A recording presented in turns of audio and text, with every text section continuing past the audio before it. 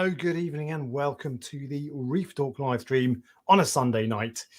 Welcome along, everybody. Let's go through in the usual standard and see who's in the house. Going to be talking about equipment I can and can't live without today. This idea went through about 3 stages to get to the point that I'm at today, where I'm going to tell you what I'll tell you in a sec. I'll tell you the stages it went through before I decided on how this video is going to go. So in the house we have Ian Rodber, UK Reef Bro, John Wright, Sean Parrish, Michael Hansen, One Armed Reefer, UK M120, Aquarium, good evening YouTube in the Ryan from BRS style, who is mostly drinking Cabernet Shiraz tonight. And now I've lost the comments. Mark P, Puscheck, Mark Martin, Jack, Matt, Andy Parsons, 510209 Reefer, John Wright, who I think I've already said hello to. And hang on a second, we got a comment in as well. Hope Mr. Dork isn't going to slag off the new HANA Salinity checker I bought. Oh, what, this? Me? We'll come on to that. Ryan Gilchrist, Pompey Reefer, Braveheart 5, Reefer 525, Matt Hayes, Matt Eldson, Dean Fielding, Stews Reef, Kane Chand, Les the Mod, good evening, sir, welcome along. Peter E, the former Sunderland manager, Matthew Green, Paul Kingham, J.O., Chris Allen, Lancashire Reef, Smoke and Kippers, what happened to the plant?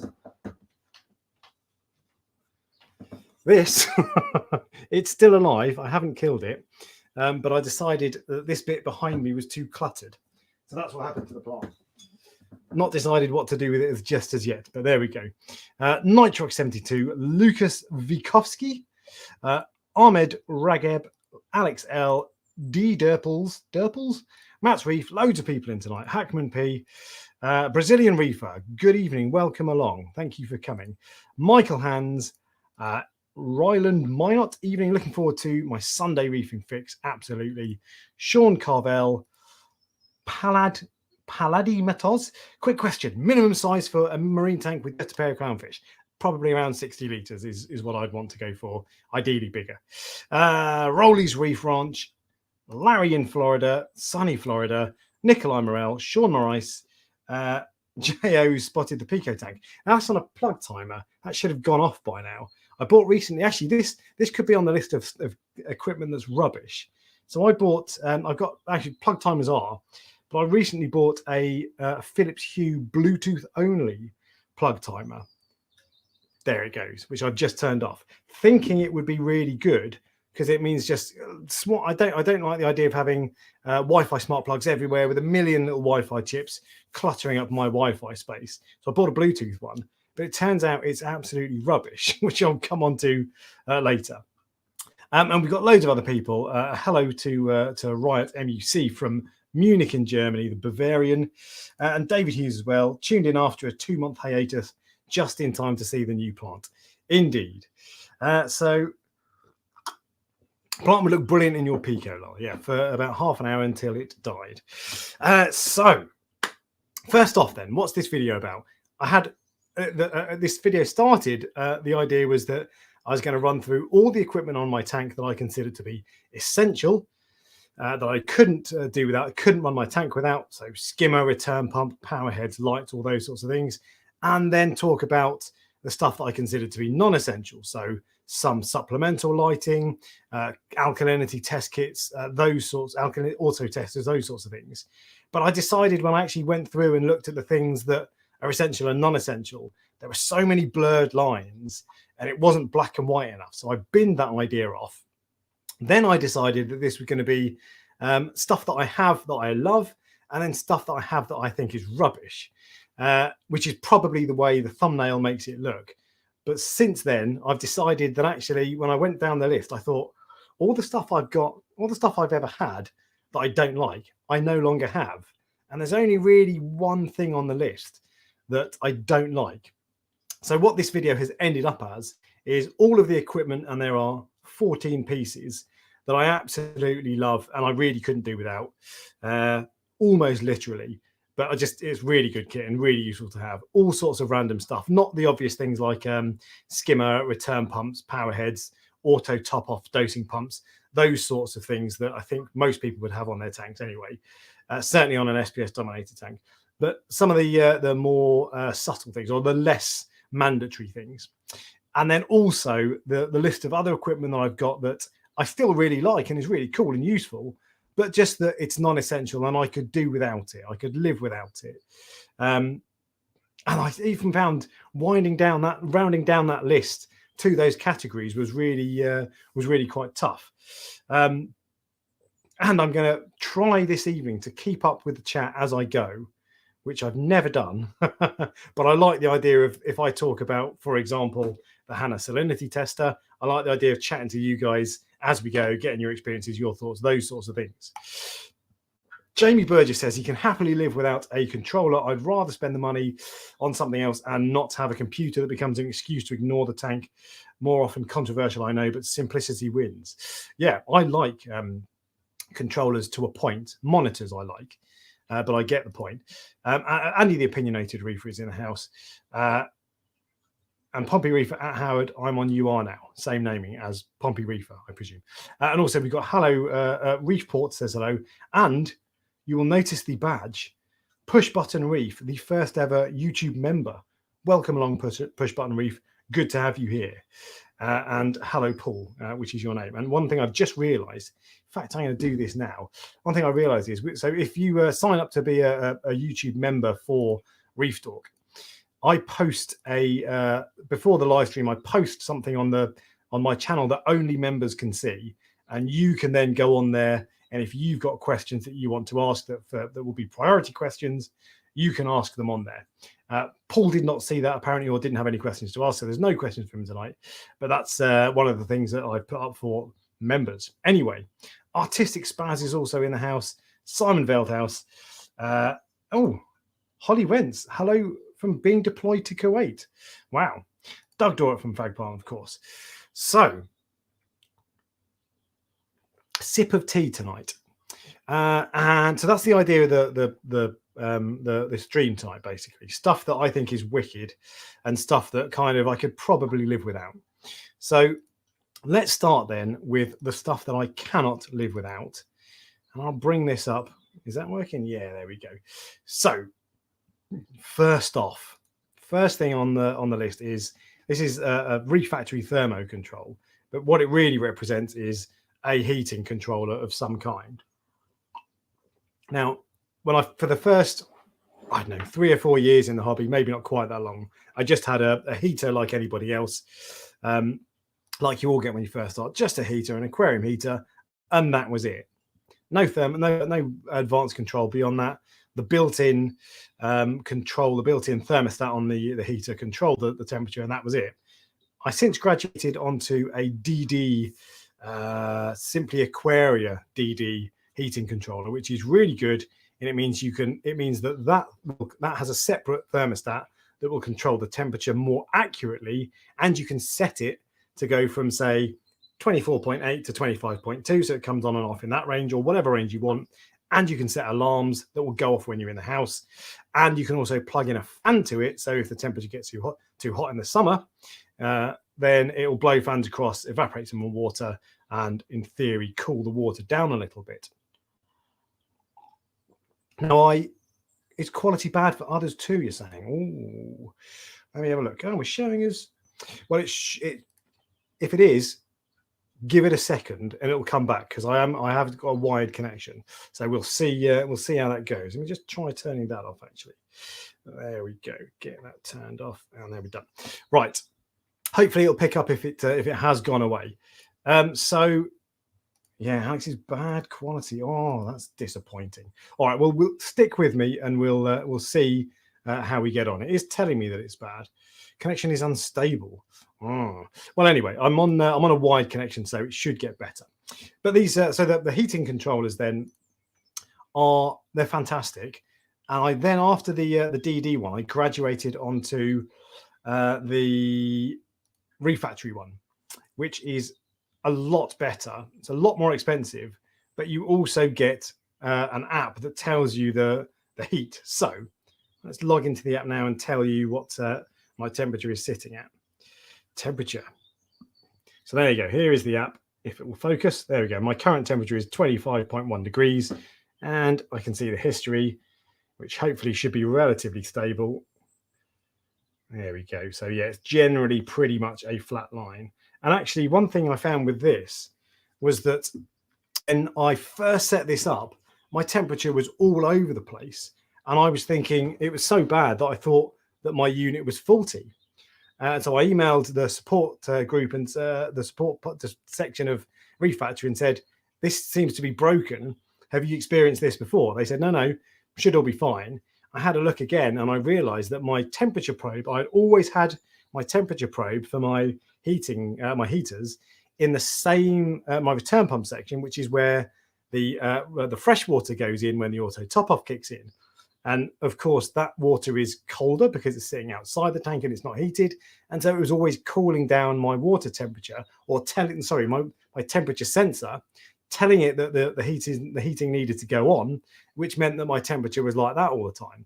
So that was instantly, I learned that about my tank. And it was an obvious thing because you shouldn't have your heating sensor, your temperature sensor in the return section anyway. But it was really, really useful to know. And I had no idea that was the case. So first off, that I can't live without heating controller. If you just have a heater, they're absolutely fine and it will do a job. But a heating controller is absolutely brilliant. Doesn't have to be a fancy one like the Reef Factory one. Can be the DD one that's 50 quid, and it still will allow you to connect it to fans. But yeah, if you can get a fancy one like the GHL, the Neptune, or the Thermo Control from Reef Factory, they're wicked. And Dawn Barrett asks, what fans do you recommend? So what fans do I recommend? Well, to be completely honest, most hobby grade fans are pretty rubbish, I find. So what I find is that the little banks of fans, of 4 fans, you can get them from DD, Simply Aquaria DD fans, and they're quite expensive. And you can get the exact same ones from a company in the UK called All Pond Solutions, and they're half the price. They are identical. So I would probably get those, and they're just little fans that you clip onto your tank or your sump, and then it blows across the water and evaporates. But they're okay actually, and they do surprisingly effective. But what I tend to do in the summer properly is get a tower fan, as in for you and I, a human person fan, and lie it on the top of my tank so it blows air across, and I just plug that in. Because the little hobby grade fans they're okay, they are effective, but a proper big old fan is absolutely wicked. It just looks a bit dorky sat on the top of your tank. But in the UK, when it gets really hot, because we don't have aircon here, because it gets hot for like 3 days in the year, it's really good to have that. And without that, I find my tank temperature goes up and up and up and up and up, even with the small fans. So those are the fans I would recommend, to be honest. And getting better, yeah. So the connection should be much better. It should all be fine. What else have we got in here before I move on from there? I'll keep up with the chat, as I say. So you have the DD temp controller, which works well, but changed to Inkbird, which has app and Wi-Fi connection and is great. So I've never seen any bad reports of the Inkbird one. App, so it's Wi-Fi connection, which is good. I was offered an Inkbird one for free, I don't know, 2-3 years, probably 3 years ago now. And I said no, because I had a Luxbird Cheeto light, which I think is the same company, Inkbird, Luxbird, presumably. And it was fantastic, did a really good job, but it broke after 6 months. So, and then I couldn't get it, I couldn't get a replacement on Amazon. So I decided that actually I thought that would likely be unreliable, but I've never seen a bad report of the Inkbird unit. So if that's just a cheap piece of kit that works well, wicked. I turned it down because I didn't want to mess around with temperature control and trust it was something that was pretty cheap. But a lot of people do say good things about that. And Opinionated Reefer says he loves the Apex. It's a nerd's dream, but definitely not required. Very much in the want, not need category indeed. And what else have we got? Point of interest from Dean Fielding. Did you calibrate the thermostat? No, I didn't. I thought about that long and hard on my salinity monitor, which I'll come back to later. You found thermometers to be all over the place. You can find ground zero by mixing ice and water. Yeah, and using that as a... So supposedly that's how you get 0 degrees. I was never convinced that would be 100% accurate, so I didn't do it that way. I looked into how to calibrate temperature at length when I got a salinity monitor, because salinity is affected quite seriously by temperature. And I decided that it wasn't worth bothering with. And actually, with my temperature, pure temperature, and my heating control, I don't really care if it's half a degree out. It's fine. And I run my tank at around 25 degrees. If that means actually in reality it's 24.5 degrees, I'm okay with that.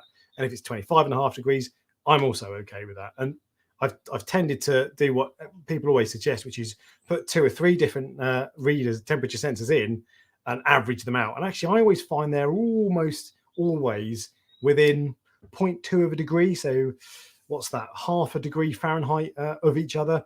So no great shakes. I did buy a Sera, S-E-R-A, precision thermometer. It's just a glass mercury thermometer. Supposedly they're very accurate.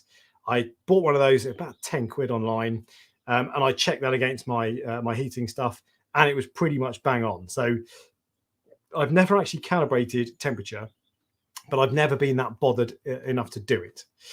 And Simon Veldhouse says you have your temperature sensor in the return pump section. Might have to look into that. To be fair, it didn't make an ounce of difference to the tank. The tank didn't suddenly take off and look brilliant the next day after I changed that, and it hadn't been looking bad before.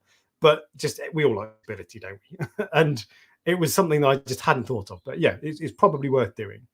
Have I thought about getting a calcium reactor? No, they're massive. I don't have the space. Back onto topic. So with heating control, does it do a good enough job cooling with a fan in the sump? Well, I've answered that question already, really. And one of the problems, though, with having a fan in the sump is that the hobby grade fans are not made of titanium and the finest quality materials with perfect humidity sealing.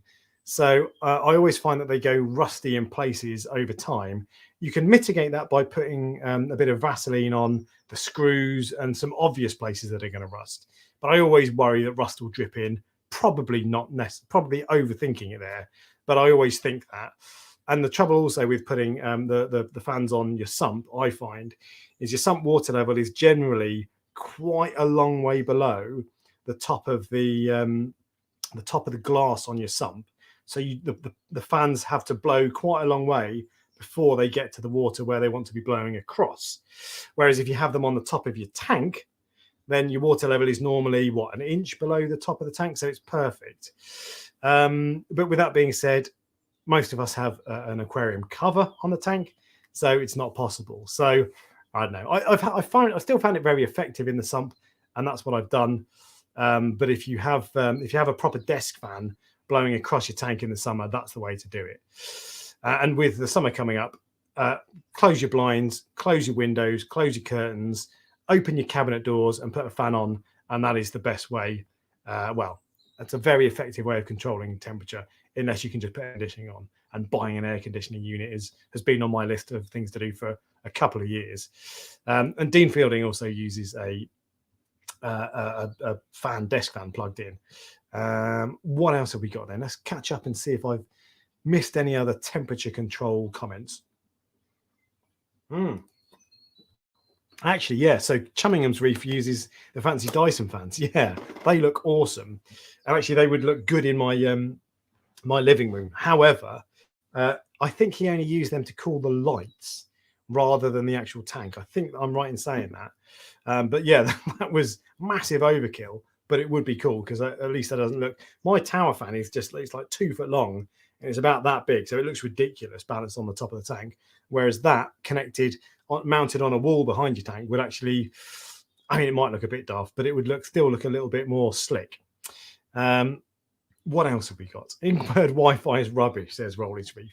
That was one of my concerns, and my Jekod Wi-Fi return pumps, I've never been able to connect to the Wi-Fi. Frankly, you don't need a Wi-Fi return pump, in my opinion, but I've never been able to connect to it, and that's the sort of thing that I would have been concerned about. And we're all going on. Andrew Diaz says, is the thermo control not available in the States? Not yet. Reef Factory stuff is not available in the States, but it is coming, I believe, this year. But I've never had a fixed time. I think they're trying to work with a distributor or something. I'm not completely sure of the details. And what were the alternatives recommended?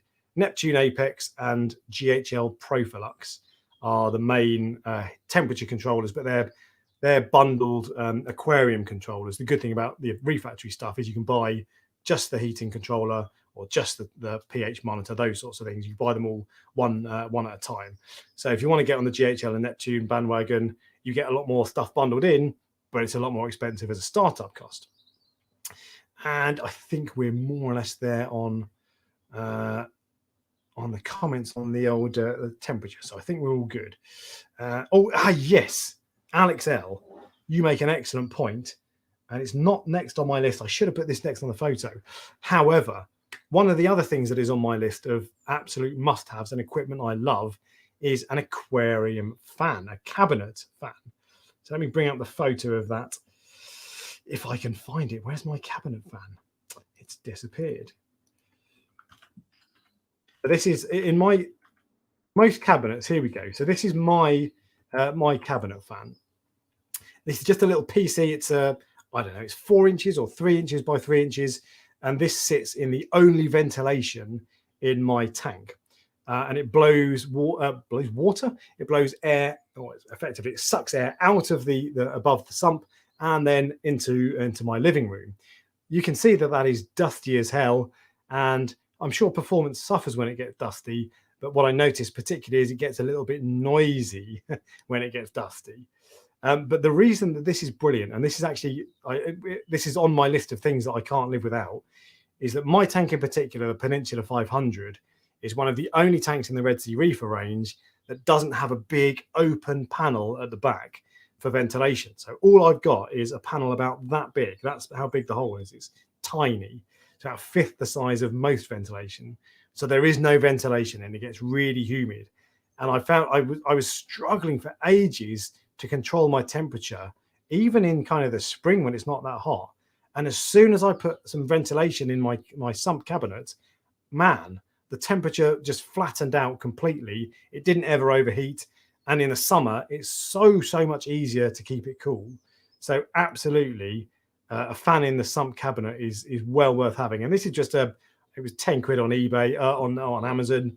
And it comes with, it's got 3 different power settings. So in the winter, I have it on low power, so you can't hear it at all. And in the summer, I have it on full power. And you can just kind of like, if you do that, you can hear it. But it's still not too bad. And it's absolutely fantastic. And I found it to be a game changer. And Push Button Reef says you're going to put the fan on top of the tank. But again, then you've got to cut holes in your lid or whatever.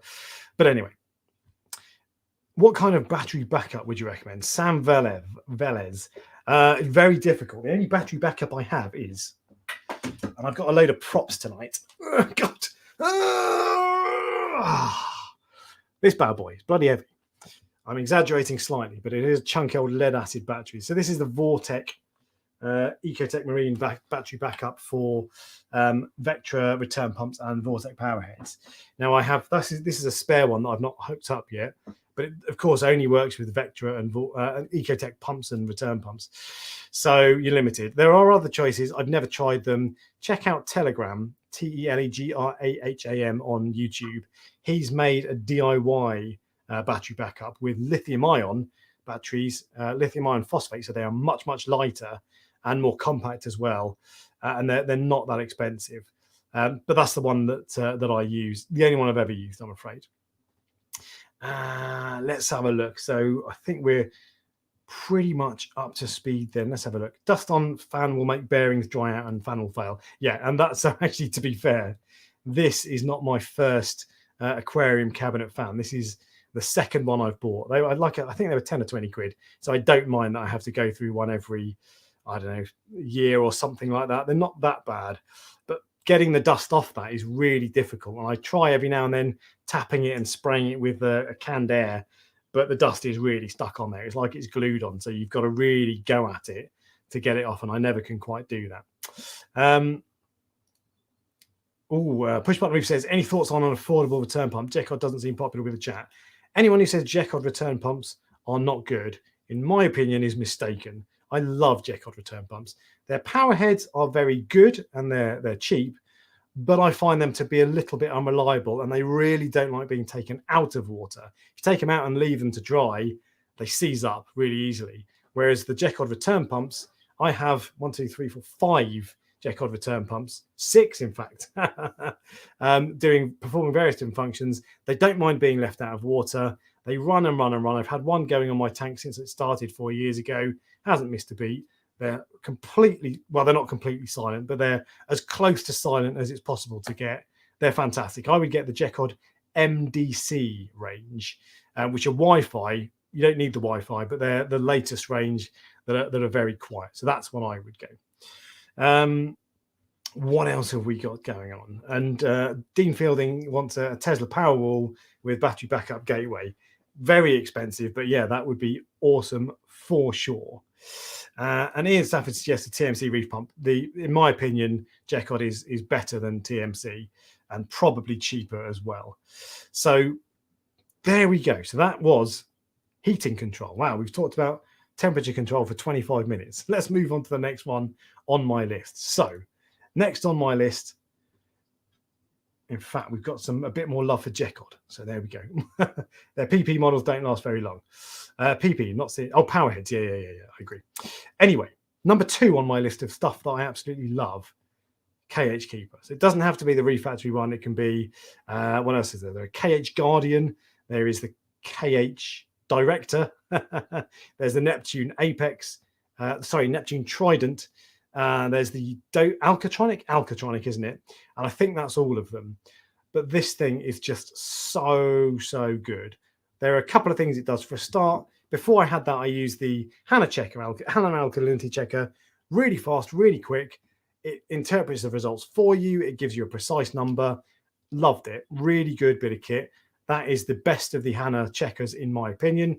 And if you don't have an alkalinity checker and you can afford a Hana checker, because they are quite expensive, get them. They are wicked. The only thing I find is that because I use it sporadically, the reagent it goes off after 6 months or so, and I always find that if I test after 6 months, the reading's a little bit funny, and then I open up a brand new bottle and the reading will change by maybe half a DKH, maybe not quite that much, but that kind of level. But to be fair, if you can get within half a DKH, that's fine. Anyway, automatic alkalinity testers are just so good. For a start, I can never be bothered to test alkalinity. I always got lazy with it. And really, it's something that you should be testing once a week. But for a finish, not only does it avoid you having to test every week or whatever, you can set it to test as often as you want, every hour if you want. I set mine to test something like every 4 hours, so 6 times a day. And it just builds up this log of data that tells you what your alkalinity does, at what times it peaks and what times it troughs. And it tells you if you remove a load of corals, you'll see the alkalinity spiking because there's less consumption going on. If you change your lights and suddenly the alkalinity goes through the roof, you need to adjust the intensity, all those sorts of things. It's just so useful. And I love them. I could not be without that. Now I've had it, to the point that I thought about setting up a 50-litre tank recently. And I was even thinking that I'd probably buy an alkalinity monitor for something that small even. They're just so good. They are expensive. The Reef Factory one isn't too bad. Is it 600 quid, 700 quid, something like that. But that's still a fair old chunk of change.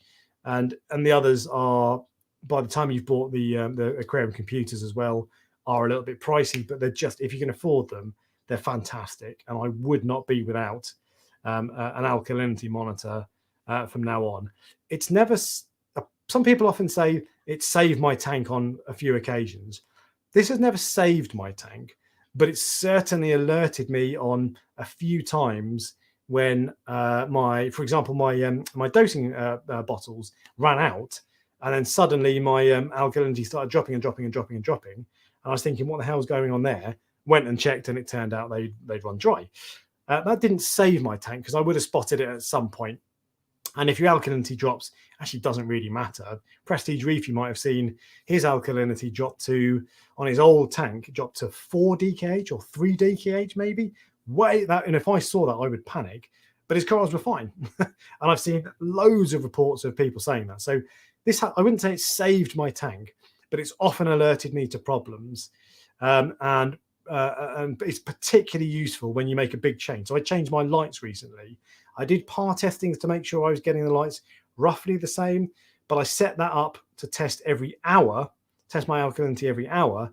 And that meant that suddenly, if I had my lights on too strong, then alkalinity uptake would increase from the corals because they're getting more juice, so they're more photosynthesis, and I would have known, I would have been able to take some action, and that helped me balance it out a little bit. And particularly if you start doing things like if you start dosing 2-part, or I recently started dosing Kalkwasser, knowing what's going on in your tank as you go along is just so good. I can't build them up enough. They are very expensive, but they're just brilliant. And I suspect other people will be saying the same. Rogue Aquariums love the Hannah checkers. They are coming out with mag and ammonia checkers very soon here. Yeah, the ammonia checker, I don't really see the point of that. I suppose if you're setting up a tank, maybe it's useful, but I don't know. I think you don't, even if you set up a tank, you probably only test ammonia half a dozen times, and then you've spent what, 70, 80 quid on that when you can just get a normal ammonia test kit. So I'm not mad keen on that. And magnesium, same. I can't remember the last time I checked magnesium, probably 2 years ago. But if you do check those things regularly, they'll be good. But I do like a Hannah checker as a general rule. And we've got other people talking about Hannah checkers as well, which I'll come back onto. What else have we got? And Rogue Aquariums, that's why I really like Neptune's Trident. And that also gives you calcium and magnesium test results as well. The KH Keeper only gives you alkalinity. I would like to know my calcium and I would like to know my magnesium levels, but I don't really care that I don't know them. But I really want to know my alkalinity levels all the time. So I don't mind that mine doesn't give me calcium and alkalinity, calcium and magnesium, but it would be useful for sure. And the more information you can have, the better. And then Simon Velta says, got to learn to appreciate graphs, lol. You'll want to test every week, keep the graph going. Indeed. And in fact, let me show you my graph then, because I'm hoping this is going to be relatively stable. Although one thing this has told me is that my alkalinity hasn't actually always been mega stable. And it's what some people would consider to be quite all over the place, to be honest. So here we go. Let's bring up the graph and show you my graph. Right, so here we go. So this is my alkalinity. It's currently sitting at 7.7, which is roughly where I want it to be. I don't really care if it goes up a little bit or down a little bit. As long as it's between 7 and 9, I'm happy. I probably aim for 8-ish, but anyway. So this is how often it goes. So it's 7.7 and it peaks to 8.06 and then drops down to 7.6. So actually, basically 8.1 to 7.6, half a DKH swing over the course of 12 hours. And let's roll back and see. That's more or less the same all the time. And this is because I've got all sorts of funny things going on. I dose Kalkwasser and I dose 2-part dosing liquid. So my alkalinity is not that stable. But one thing this has shown me is it doesn't matter. Now I don't care if my alkalinity goes up and down by half a DKH a day. I'm not bothered. When I first saw the Alkatronic in particular, people had dead flat lines where it was 8.01, 8.02, 8.01, really flat all the way along throughout the day. And I was like, man, I want that. But I don't really care now. And I've seen how my tank works and it's fine. I think I would probably prefer a flat line, but there's an argument that it's better if your tank is used to dips and peaks, because then if there is one out of the blue, your corals won't wig out so much about it. But there you go. Sam made a homemade algae scrubber. I've never had an algae scrubber. Wanted to try them, but they are expensive. Ammonia for quarantine systems. No, you don't want a quarantine system. Yeah, so for quarantine systems, actually, even with that, though, I like the little CChem ammonia alert. So that's what I would go. But yeah, probably not a bad idea to have it around for a quarantine tank, to be fair, because you would want to check in fairly often. And if you've got a quarantine tank for fish, chances are you've got a fish in it fairly regularly. What else have we got going on? On the subject of dosing, says Howard Farley, and you may be planning to mention it, what particular test kits would you recommend for each of the main parameters? I'll come back onto that. Hannah for the alkalinity test kit, for sure. The Hannah alkalinity test kit, they are expensive at 70, 80 quid, but they're just wicked. They take any guesswork out of it. It gives you an accurate result that I don't think I can necessarily get looking at the color changes with my eye. So for sure, I would go with that. What else have we got going on?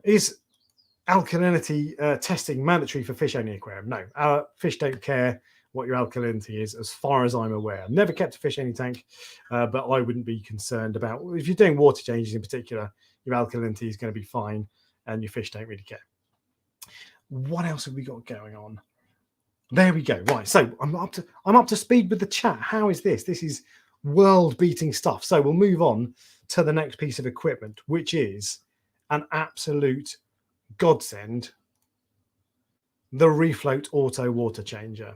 So this is the Auto Water Changer 53, which means 53 litres, and I absolutely love it. I bought it, when did I buy it? Something like 4 years ago now.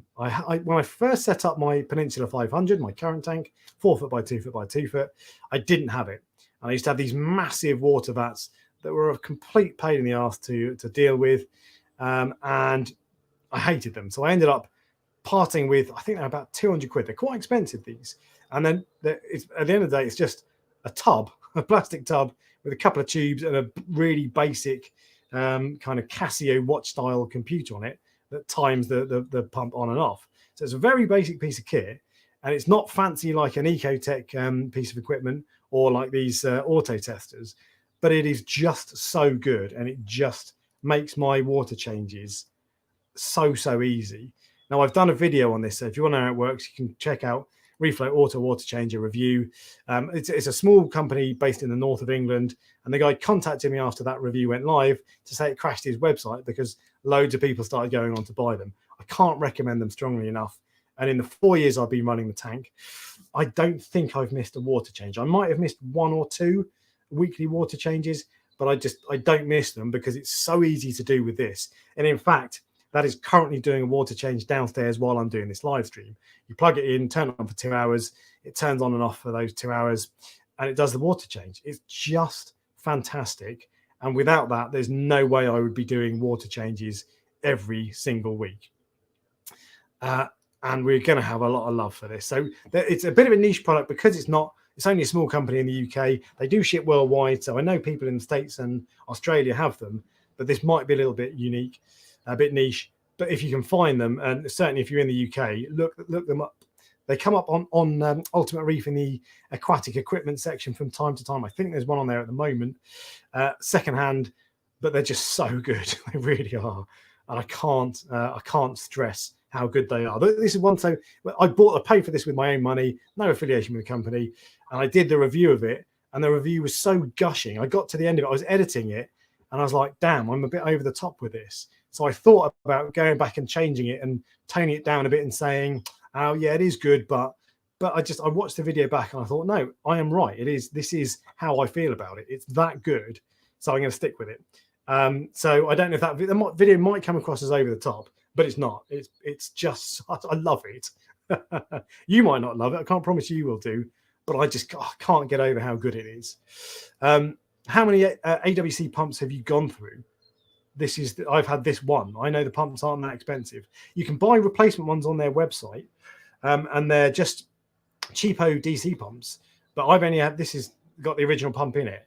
I clean it, the thing over every maybe 6 months. I put some Milton's fluid in. I fill it with water, put a bit of Milton's fluid in, and just let it circulate in the water changer itself. And it cleans the tubes, and it's done. I've never gone through any pumps. I took it apart once to inspect it to see if the propeller had gone rusty or whatever, and it hadn't because I was getting metals. But it's brilliant. I've never had any problems with it. I love it. I can't stress how good it is. We'll divert back on that in a sec. We've got a question from this guy who says, how long did it take to get comfortable with all these numbers parameters? Is it borderline overwhelming to a new reefer such as myself? How long did it take to get comfortable with these parameters? I mean, the tricky thing is figuring out what parameters are good parameters, because you'll see, and this is one of the problems with the hobby. It's almost more art than science a lot of the time, because actually it's not necessarily, if you need to set your alkalinity at 7.5 and you must set your calcium at 420 or whatever. So people, and the result of that is that people will give you different answers and say, oh no, you want to do it for 9 for growth. And I saw someone the other day say in one of my comments in the YouTube video say, no, you want to have 12 for the best coloration, and other people will say no, you want to have 7 because that's the level the ocean's at. I think it's a bit lower than 7 actually, but you'll get an overwhelming range of opinions. My opinion is it doesn't really matter. I've had my alkalinity from probably 7 to 10 on my tank for various reasons, but not really any good reasons in the time I've had it up and running. And I've never noticed any difference in growth, coloration, coral health, anything, resilience, nothing. So as far as I'm concerned, don't worry too much about it. Don't stress too much about it. And actually, this is where being lazy with testing actually pays off to a point. I don't test very often, which is a bad thing, and I wouldn't encourage that. But the upshot of it is that I'm not looking at a graph of my nitrate going from 3 to 5 and thinking, right, I need to leave my refugium lights on for longer to get that down or whatever. Most tanks will settle into a rhythm when you're feeding them regularly. You've got the same number of fish in, you've got the same number of corals, and they'll find their own happy place. So I don't tend to obsess too much. But how long did it take to get comfortable? It's easy me saying this, don't sweat it too much, but then you'll go and watch another video of someone more experienced or with an amazing tank, and they'll be saying, no, you must get it, nitrate's low and phosphate's low and all this. And then you watch someone else who said, no, nitrate's high, phosphate's high, highlight all this. So it's a bit of a nightmare. Personally, I wouldn't sweat it too much. My 2 tanks have different parameters. I don't really care. I try to keep them fairly similar because I transfer corals between them, but I don't sweat it too much with parameters.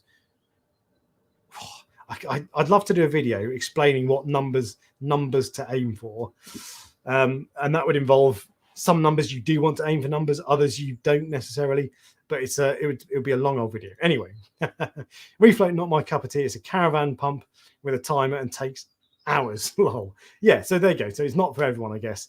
It is a big old unit, but one thing I found with it actually is, although it's quite big, before I had 2 100-litre water vats, and they took up a lot more space. Because if you have, this is a 50-litre container. If I just wanted to have a 50-litre container with a normal water vat, just a little water tub, you can't have it exactly 50 litres because you'd brim it and then you wouldn't be able to stir it because water would go over the edge. So I had excess space to stir it and all that sort of stuff. So actually, I find this takes less space than my 2 bigger containers. But yeah, it's not for everyone, but it is very much for me. Alex L says, why is it better than using a tube to dump salt water in the toilet? Just filling up directly from this. You are not wasting salt. This is true. You do waste a bit of salt. About 10% of the salt you use, you waste. And I'll come on to that next. In fact, we'll come on to that in just a sec, Alex, because you're right. So my tank is about 400 litres after, say, what's that, 100 gallons after displacement. So on a big tank like that, I don't want to be having massive vats for water changes. It's a pain. So it's brilliant for that. On a small tank, like my 150 litre nano that is to my left, I don't think I'd bother with this. But I'll come on to that and I'll show you what I do for my nano in just a sec, because there's another piece of equipment that's on my absolutely must-have list. Refloat, definitely a great investment. Did my water change today. Had it for a year or so in great customer service. So I've not had much to do with Gordon, the guy who runs the company, but everybody always says who has a problem with him that he'll sort you out, and that he has great customer service. And James got mine because of you got one of yours because of my vid. Wicked. I'm pleased. And that's so one of the things when I do equipment reviews, every now and then I get comments from very few people saying that I'm just doing it to get more products and all these sorts of things and carry favor with manufacturers. Genuinely, that's not what I do. But every now and then I find a product like this that in fact, no, do you know what? Most of the equipment reviews I do, because I don't do many, I want to tell people about. And something like this in particular, it's a niche product that people don't necessarily know about. So I think more people should know about it. And if you want to buy it, you buy it. If you don't want to buy it, don't buy it. But yeah, I'm glad that that led you to it, because it's just so good. And this is the thing: if you've got buckets, you spill water. You still can spill water with the auto water changer, but it's a lot more difficult. A lot less often it happens. Ryan Gilchrist. Was it Ryan Gilchrist who's the Aussie batsman? Adam Gilchrist. No, it wasn't. Right. At ease, it's not an Ashes winning cricketer. Who would have thought it? Not convinced with the auto water changer. Sorry, wastewater. It does for sure. It's well worth it in my opinion. If you can stomach the 10% of water that you're wasting every water change. So I waste 5 litres worth of water on a 53 litre water change roughly, but I'm okay with that. I'm totally fine with that. I think it's a small price to pay. What else have we got going on? Cook Sterney, my refloat water changer, the screw started showing some surface rust. Oh, on the screws on the pump. The hose leaked once and now I can't trust it. Ooh, so my hoses have never leaked, but if they did leak, yeah, I don't think I would trust it. That would be an issue for me. And other people saying that it wastes water, can't suck up detritus. It can't suck up detritus for sure. I don't ever bother with that, and I'm not fussed about it. But yeah, it would probably be better to suck up detritus, and you can't do that as part of your water change if you use that. So there are downsides. What else have we got going on? That is it on water change, on the auto water changer. However, it is not it on water changes. So my next piece of equipment, and let's bring this back up again. My next piece of equipment is the Fluval auto water changer, which is not an auto water changer at all. This is the Fluval water change kit. This was something like 10 quid in my local fish shop, maybe 15 quid. It's just the most simple piece of equipment, but it is brilliant. So on my 150 litre, so roughly 40 US gallon tank, this is what I use to do water changes. I have an old salt bucket that I drain 15 litres into. And with this, you can stick it in your sand bed and siphon out all the sand. Or, in fact, let me just get back up so I can show you what it does. So you've got the tube, of course, at the end. The brilliant thing is you've got a little suction pump like that. So that's what starts the siphon. So you don't have to get a mouthful of salt water and fish poo. You just start the siphon by doing that. And then the water comes out. You've also got a speed controller on the top of the pipe, so you can control the flow of water. It's actually quite slow on this because the pipes are quite thin. That's the downside. So it does take a couple of minutes for me to do the change. It's not that long, but being able to adjust the speed of the water coming out is brilliant. And there are loads of others on the market that do this, but it's brilliant because then if you are sucking up your sand bed, and I've sucked up snails accidentally before, you then turn the flow down and it drops down. So, and you'll find that if you're sucking up sand, you can put it in, turn the flow nice and low, turn it up so it sucks up loads, and then turn it down so the sand drops back down. They're just absolutely brilliant. And for 10 quid or 15 quid, whatever it is, I would not be doing water changes regularly if I was just using a tube and sucking it to create the siphon. That thing is absolutely fantastic. There are various different versions, as I say. There's the Python. Is it the Python in the States, which you can connect to your tap, and it is probably a better, more advanced version of this. But in my opinion, it's a little bit overcomplicated, and it adds another step. You've got to go and plug it into your sink and all this. Whereas this thing is just super quick, and I absolutely love it. And I wouldn't be doing water changes as often if I didn't have that. That being said, I still miss water changes quite regularly with this because I don't have the auto water changer, and I didn't do one this weekend, or last weekend, in fact. So I'm behind. But if I didn't have that, I'd be even worse. And it's fantastic for 10 quid or so. Let's see what else people have got to say on water changes. And I just one quick point on going off topic. What salt do you recommend? Think of changing from Fritz. Why do you want to change from Fritz? I think most salts will be pretty good, pretty decent. I've never found a difference. When I've changed salts in the past, I've not seen a difference in my tank. If you're choosing salts to match your parameters, that's fine. Or if you're choosing salts that are high in trace elements because you want to use that to replace trace elements, that's fine. I wouldn't necessarily bother changing salt unless you have a problem. The salt I use is the tropic marine stuff, the clay stuff that doesn't have clay in it, because it just mixes up really clean and really well. But it is quite expensive, and it's no better than some of the cheaper salts like Red Sea Blue Bucket that I used to use before. So I don't know. I'd probably just about recommend Tropic Marine Pro, but it's expensive, and any number of other ones are good. And if you're in the States, Instant Ocean is extremely popular, has been for a number of years, and yeah, you can't beat it. Or Push Button Reef uses natural seawater, which I wouldn't use personally, but a lot of people love it. And £8 for 25 litres is that good value? I can't work out how much it costs to make 25 litres of salt water yourself. I prefer the idea of having control over the water, the product water in particular, the RO water, fresh water, but hey, that's another option. And Artistic Spurs says, just don't get tropic marron made in Turkey, but they don't make it in Turkey anymore, so you're fine. You don't need to worry about that. It can suck up detritus. Yeah, but, oh, you can use it to blow off the rock. Yeah, okay, fair enough. So this is the auto water changer, so it does do that. And Tim Chumpers bought Evergrows thanks to your review. I've just taken down my Evergrows, but they're so good. I kept hold of them for a few weeks after I changed them, in case I changed my mind and wanted to go back. They're brilliant lights, and fantastic for SPS and spread and coverage. The color looks wicked. The shimmer's even all right, to be fair. So very good lights, and not that inexpensive anymore, but they're cheaper than, say, a Radian, for example, or certainly cheaper than a Kessel. And Dean Fielder makes a good point. Give the guy a like. Give me a thumbs up because he deserves it. Very posh pumped siphon, which is the AWC, presumably. John Wright says, surely putting in effort in looking after your tank is part of the hobby instead of using equipment doing it for you. I completely disagree with that. So putting in effort to look after your tank, yeah, of course. And you get out what you put in. So you want to be spending time with your tank. You want to get to know it. So it's helpful sometimes if you're doing water changes manually and spending half an hour looking at the tank, because you might see things that you don't normally see because you look a bit more closely. So yeah, of course, spending time with your tank is a good thing.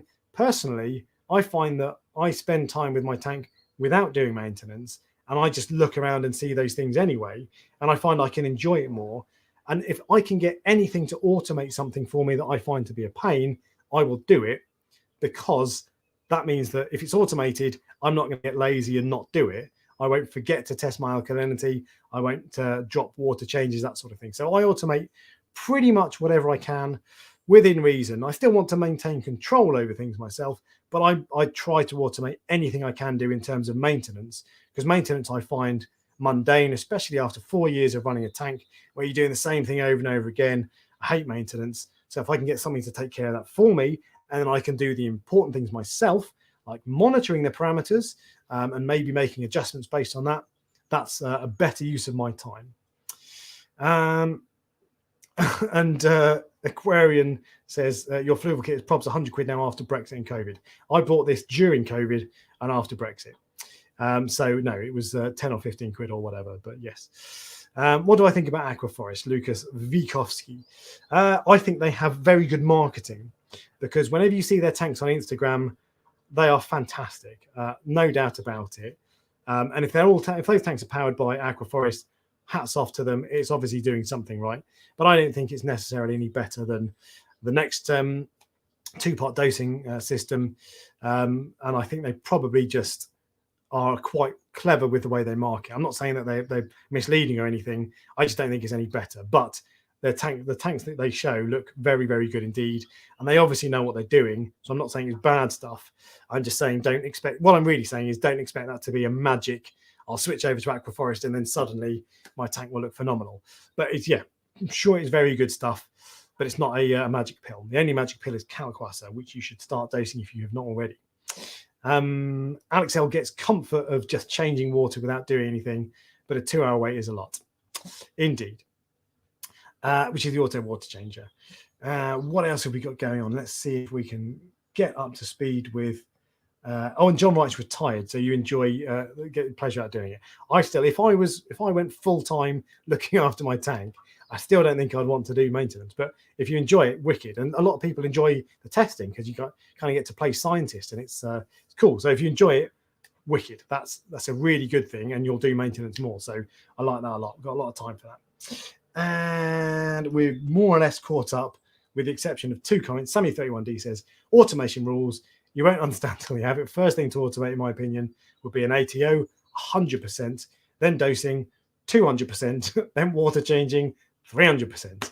Yeah, completely agree. Automate whatever you can within reason. Apart from I don't let my alkalinity monitor control my alkalinity, because I'd rather do that myself because it's so important. And UK Reef Pro says calc is life, and that is a fact. Calc is quite literally life. Love calc. And Jack Boy 360. Oh, set up a Red Sea Reef for 250. What equipment should I be looking at? That's a broad question. I'd want to know so much more. What? Oh God, it's too broad a question. Just do a bit of research on YouTube. I think I've done a video showing what kit you might want to get for a Red Sea Reef for 250, equipment you want and equipment you need. 2-part video, so check them out. It's a short video and it doesn't necessarily answer your question, but I'd spend half an hour answering that question, to be honest. I can't do it now. Anyway, back onto equipment I cannot do without. And the next one, some of the stuff on this list is just so good. And one of the reasons I want to do this video is because I don't really get to talk about this kit very often, because if I made one video about this, about each piece of kit, no one would really watch them. So this was a nice opportunity to bring it all together. So next up is the Marriage Saver. This is the Auto Aqua Auto Shutoff Valve. And by the way, I should say, I'm pretty sure everything on this list, with possible exception of the KH Keeper and the Reef Factory stuff, everything I've bought myself. This isn't sponsored. I'm not flogging stuff for you. Anyway, back to this, the Auto Shutoff Valve. So this is an automatic shutoff system for my RODI filter.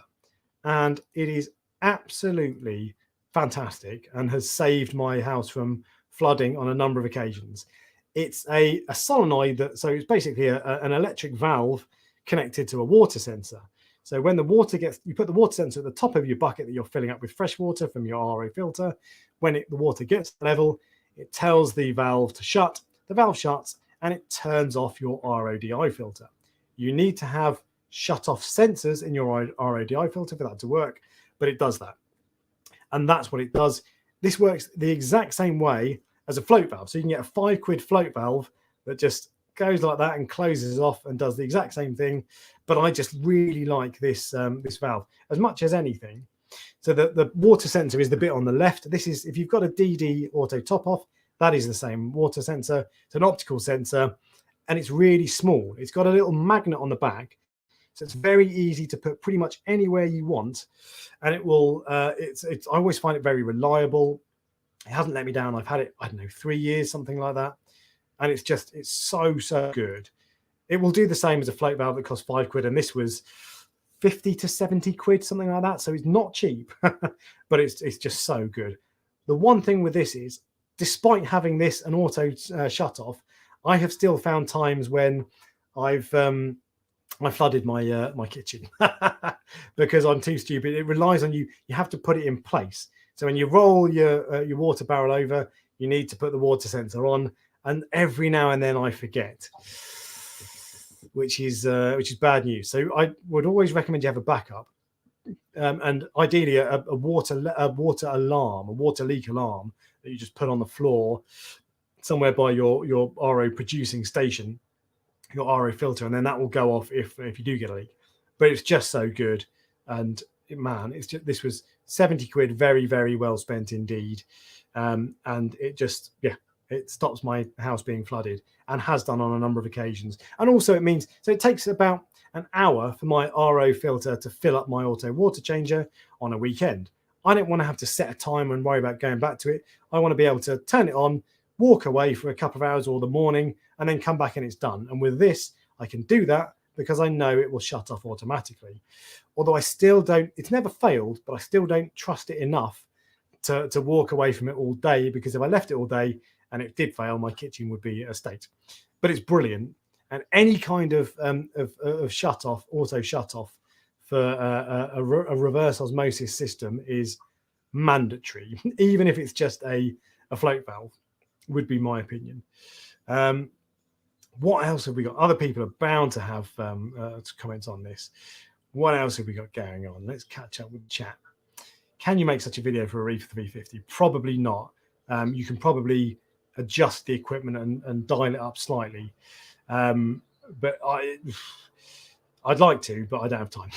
I can only fit, I've got about 100 ideas for videos at any one time, a list of between 50 and 100. And I don't have time to make them all. And so that would be number 101. But anyway, what else have we got going on in the chat about? All right, here we go. Float switches. And someone wants more fish videos in the future. I do them occasionally, but I try to only do them if I know the fish. And I know what I'm talking about because I don't want to just give generic advice. I sometimes do that, but if I'm doing a fish care guide, I'd rather it be from my own experience. So don't do that so much. Maths Reef. I have a float switch on my bucket of RODI. I had so many floods because of forgetting to shut it out. Yeah. And I've come down in the morning. But fortunately, when I had a slow producing RODI filter, came down in the morning at 6 o'clock, kitchen floor completely flooded in, a centimetre of water. And man, that is just the most depressing sight in the world, because you've got to go and get towels and mop it up when you're already a bit miserable, let's face it, because you've just got out of bed and you're wondering about whether or not you're going to get to work in time. Oh, dude, it's it's so bad. And RODI storage outside. Yeah, very, very good idea indeed. I've toyed with the idea, but in the UK, it gets too cold in the winter. So it would all freeze up. And if it freezes up, of course, you can't. If the membrane froze up, you'd have to bin it. So it would have to be somewhere heated or insulated at least. But if it was somewhere that you can keep warm and keep from freezing, I would absolutely have it outside. Or even if you had some kind of drain underneath it, maybe less likely. But yeah, if you can have it outside, for sure. And cheap, 70 quid is cheaper than a new floor, as Scott McMillan says. Yeah, it is. And cheaper than a new wife as well. Instant says, can you use different fleece roll on the Red Sea reef mat? No idea, but the rolls are so cheap. They're 10 quid. I wouldn't bother personally. And if you can afford 300 quid for the roller mat in the first place, I wouldn't skimp on the fleece mat. If the replacement rolls were 50 quid each, I'd probably want to spend less money, but they're 10 quid, and they'll probably last 6 weeks. So no. Sammy 31D used float valves for, I don't know, a decade, never once had a failure. Exactly. And this is the thing, float valves are reliable, especially if they're just in fresh water. So they can't have salt creep building up on them and making them fail. They just sit there, and as the water builds up, it pushes it up and stops it. Can't be more reliable than that. They're just too big for me, and they don't fit in the areas that I want them to and I need them to. So that's why I have to use this, but can't beat a float valve if it's the right place. And Pompey Reefer uses an RODI plug on his unit and sets a timer. I do exactly the same thing, and that is very useful as well. And there are some Wi-Fi plugs that you can set so it has a 2-hour timer. Others that you can set on a schedule, so they go on at 10 o'clock and off at 12 o'clock, whatever. They are very good. And Jack flooded his kitchen yesterday. Indeed. But let's catch up and see if there's anything else before we move on to the next piece of equipment. One last question on the reef mat. How long does a roll last? My first one lasted a month, but I'd expect them to last 6 to 8 weeks on average, maybe, but I don't know yet. I've not had it very long. Oh, wow, you're in Bulgaria where it's so expensive. 35 euros, that is expensive. They're only 10 quid here, so yeah, fair enough. I don't know. And I would say ask Red Sea, but they probably won't tell you. One of the things I love about the reef mat is the fleece roll, though. It's much, much better than my last one, the X filter. So I'd be a little bit reluctant, and I'd probably still stomach the cost, but I get why you're saying that. Try aquapro2000.de, German website. They sell some stuff really cheap. I don't know if they sell reef mat rolls, but if they do, I bet they'll post to Bulgaria. You'll need to buy a few to justify the cost of the postage, but try it. And your toilet works on a float valve. Very, very, very good point indeed. How many times has your toilet flooded a house? 0. And 2 inches by 4 inches long. So this is the thing, that is small, but my optical sensor is that big. It's tiny. And I need that for some of my containers. But yeah, the float valve, you can't go wrong with it. They're not going to fail. Your toilet doesn't fail, so why would that fail? Good man. Aquapro2000.de is where I get my T5 bulbs from, by the way, in the UK. They're, even with posting from Germany, they still work out cheaper than in the UK. So the auto shut off is done. We can move on to the next piece of equipment. And this is going to be a really quick one because we've all got these. It's containers and jugs and so on. For a start, this is an anti-glug container, which changed my life because as you pour it, it doesn't glug everywhere and spill water. They're really good. They pour a nice smooth pour. So anti-glug container, go on Amazon, you can find them there. But I've got millions of containers. This is a little 5-litre caravan water container that I use to mix my reagent for my KH keeper. I've got about 1 billion jugs like these of all different sizes, and they're just so useful. You can't have too many containers. I've got buckets. I've got old salt buckets, big and small. the more containers you've got, the better. And you will always find you have a different use for each one. So I use some to measure out salt, so I don't want when I'm mixing up my salt water. I've got some that I use for dipping corals, others that I use for reagents, some that I use for calcwater, salt water. I've got this one here, which is I use for filling up my auto top off reservoir. This is a 10-litre container.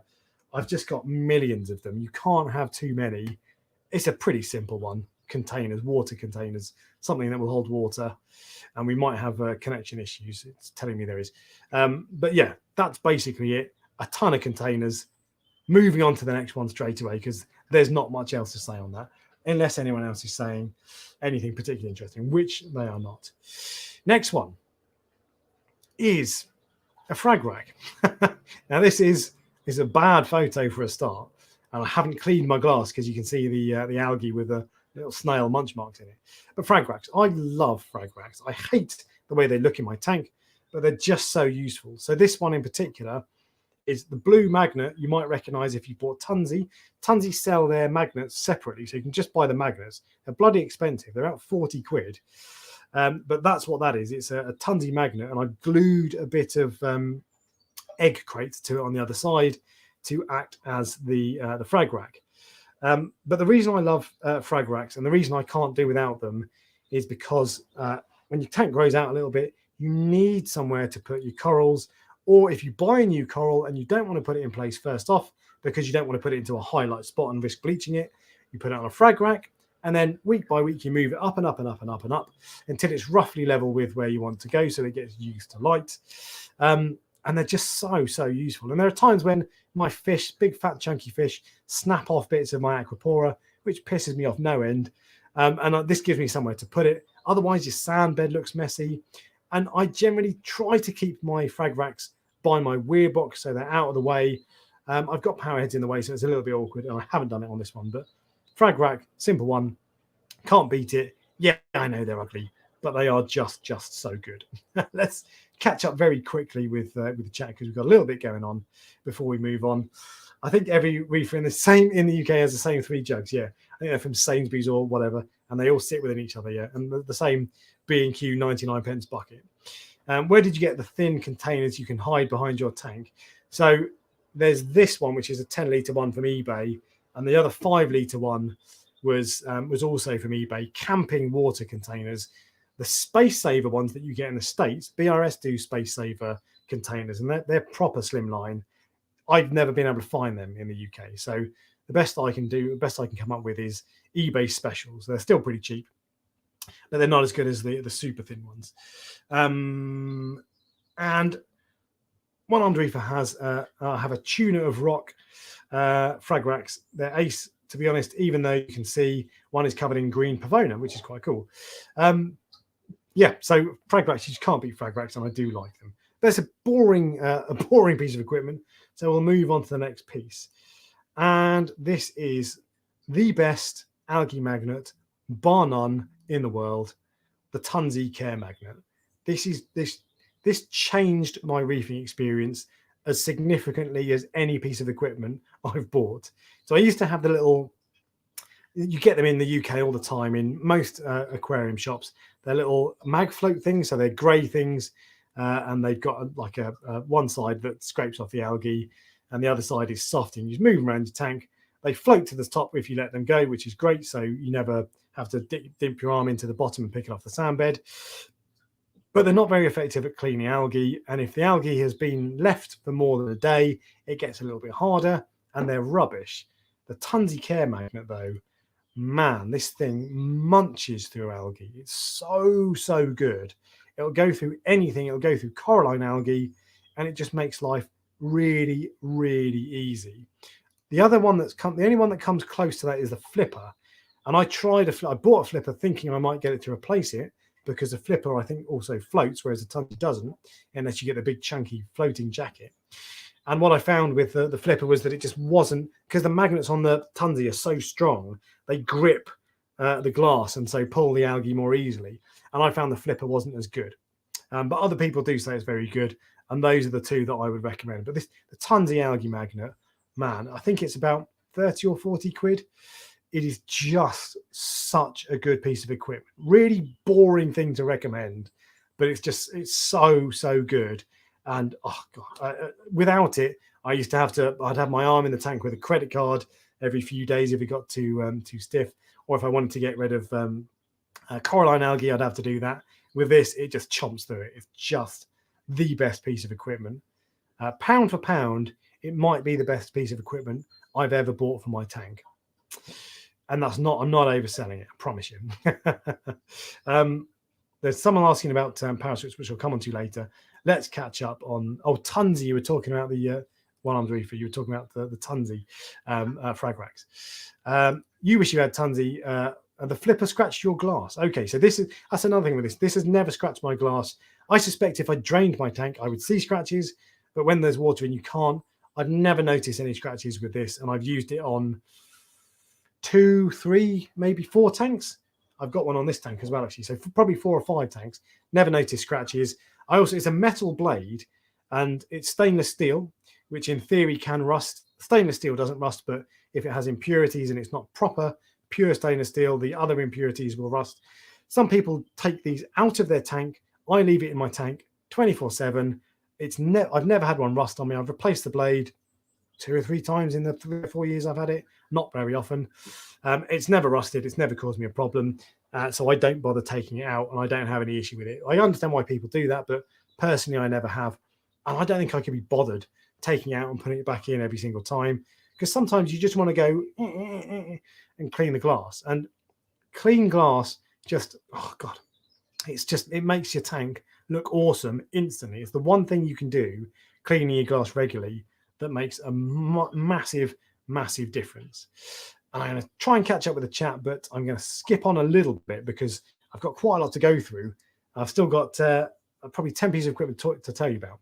So I'll slide on through this. The float magnets are a waste of time. Yeah, those little ones you get in the freshwater fish shops, they are pretty rubbish, I'm afraid. And they're the ones that everyone buys, because if you're in the freshwater hobby, they're the ones that you see in the shop. But there we go. And Alex, I've answered your question already. Yes, indeed. So we'll move on to the next piece of equipment then. And I'm going to try to do this one quickly as well. So this is my RODI filter. This is a bit of a beast now. Okay. So the 2 containers at the back are DI resin, and everything else at the back is the RO filter. It is a huge unit. It has all sorts of auto shutoffs built in. It has flush valves and so on. I won't go into it in massive detail because I'd spend an hour talking about it, but it produces water at such a huge rate. I think it's rated at 400 gallons per day. It has big membranes, and it has two booster pumps. So it really does. It's like turning a proper tap on. Not with some of RO filters. If you turn them on, you get a really slow dribble out of the produce water. With this, it's basically a pressure washer. Like you could spray your walls and clean them on the outside of your house with it. Slight exaggeration, of course, but it's just brilliant. And waiting for 6 hours to fill up a container of water is just, I'm not about that life. So having one that can do 50 litres in 45 minutes, which I think is roughly what it does, even in the winter, so can't wait till it gets hot in the summer, man, it's a game changer. The only downside of it is, because it makes water so quickly, I have on 2, maybe 3 occasions forgotten to put that auto shut off in place. And if you turn your back for 5 minutes with a slow RO filter, it's fine. You might get a litre of water on the floor, no biggie. If you turn your back on this, you'll get gallons of water. And unfortunately, I've never come back more than 5 or 10 minutes late, probably 5 minutes. But man, if this was on overnight and you forgot to turn it off, you would have an angry other half, and you would have a bill for a new floor. But it's brilliant. I love having an RODI filter that produces water so quickly. It's wicked. And John White talks about you're talking to someone else, I think. But booster pumps are very, very good indeed. And if you've got an RODI filter that doesn't have a booster pump is the best upgrade you can do to it. More or bigger membranes are very good. A booster pump is a very good upgrade as well. And I always like to have at least 2 DI resin chambers. and ideally 2 carbon block chambers. But a booster is wicked. It makes water much quicker. It wastes less water, and it will, I believe, you'll get more life out of your membranes as well. Might be making that up, so don't quote me on that. What else have we got going on before we move on to the next one? UK Reef Bro loves his big RODI filter. Math Reef, I wish we had the triple DI stage like BRS. Yeah, with the separated anion and cation. I've tried to get separate anion and cation DI resin in the UK. I've failed. I couldn't find it. And the separate stuff, I think I found cation or anion, one but not the other, and it was bloody expensive. I just use mixed bed color change resin from Viair, which I get on eBay, and it's wicked because you can obviously color change, you can see immediately, so you don't need to worry about testing the TDS, although I still do, but you don't need to worry about it. But yeah, they are sweet, and there is a lot of love for big RODI filters. What's Mark got to say about silicates? If the pressure's not high enough, silicates can get through the filters without a booster. I've never tested that, so I'll take your word for it. But yeah, cool. There you go. Can't beat a big RODI filter. Next piece of equipment. What have we got here? Oh, it's going to be a really quick one. So if you dose Kalkwasser, you will know that when I first started dosing Kalkwasser, I had a 10-litre container. That lasted me just over 2 days because I got through about 4 litres of evaporation per day. So 8 litres in 2 days. And I got very bored of that very quickly. And the bad side of Kalkwasser is that you either need a calc stirrer, which I don't want for various reasons, or a massive container. But going from a 10-litre container that I was filling up every 2 days to a 100-litre container that I fill up every 3 weeks now, man, that's a game changer. And this is it's not slimline, but it's a nice size, a nice rectangular size. I got it from a company in the UK called tanksdirect.co.uk. Bloody expensive. It was about 100 quid, and the postage alone was 30 quid.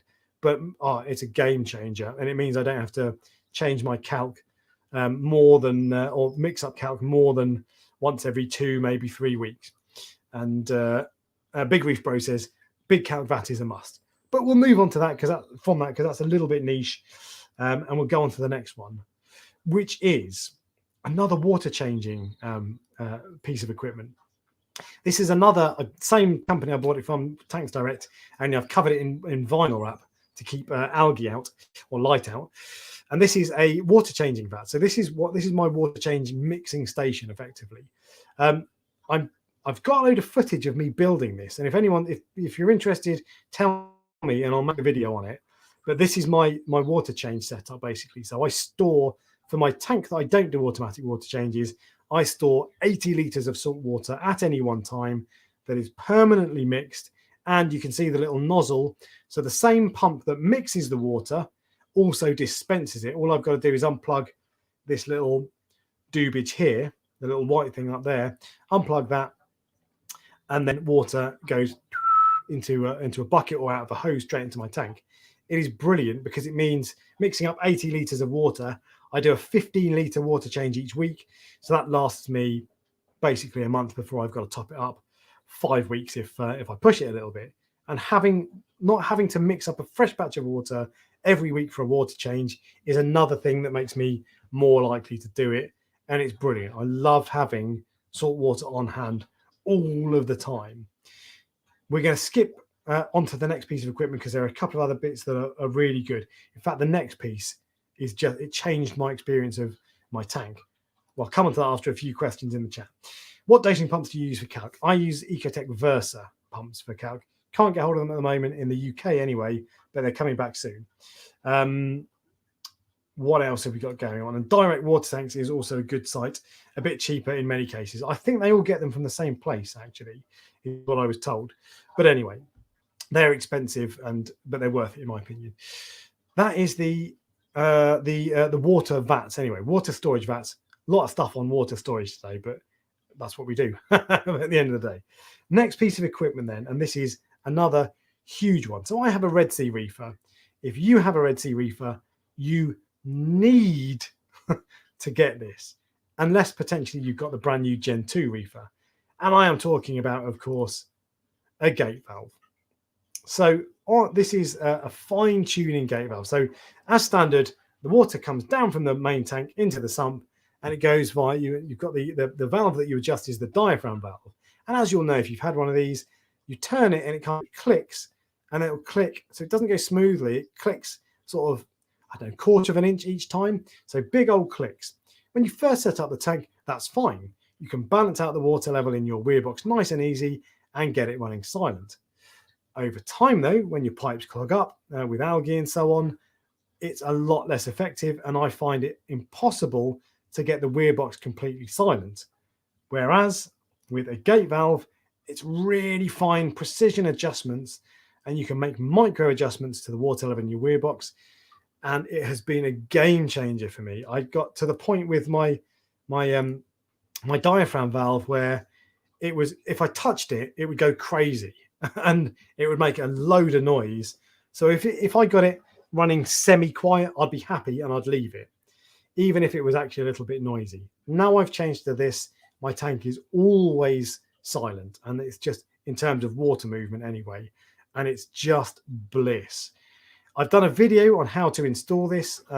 So look up how to, or Red Sea Reefer gate valve mod or whatever. And there are a load of good guides, written guides online as well. The Red Sea Reefer Gen 2 has an upgraded diaphragm. I've not had a chance to play with it as yet. They say it's better. I would rather they had gone with a gate valve.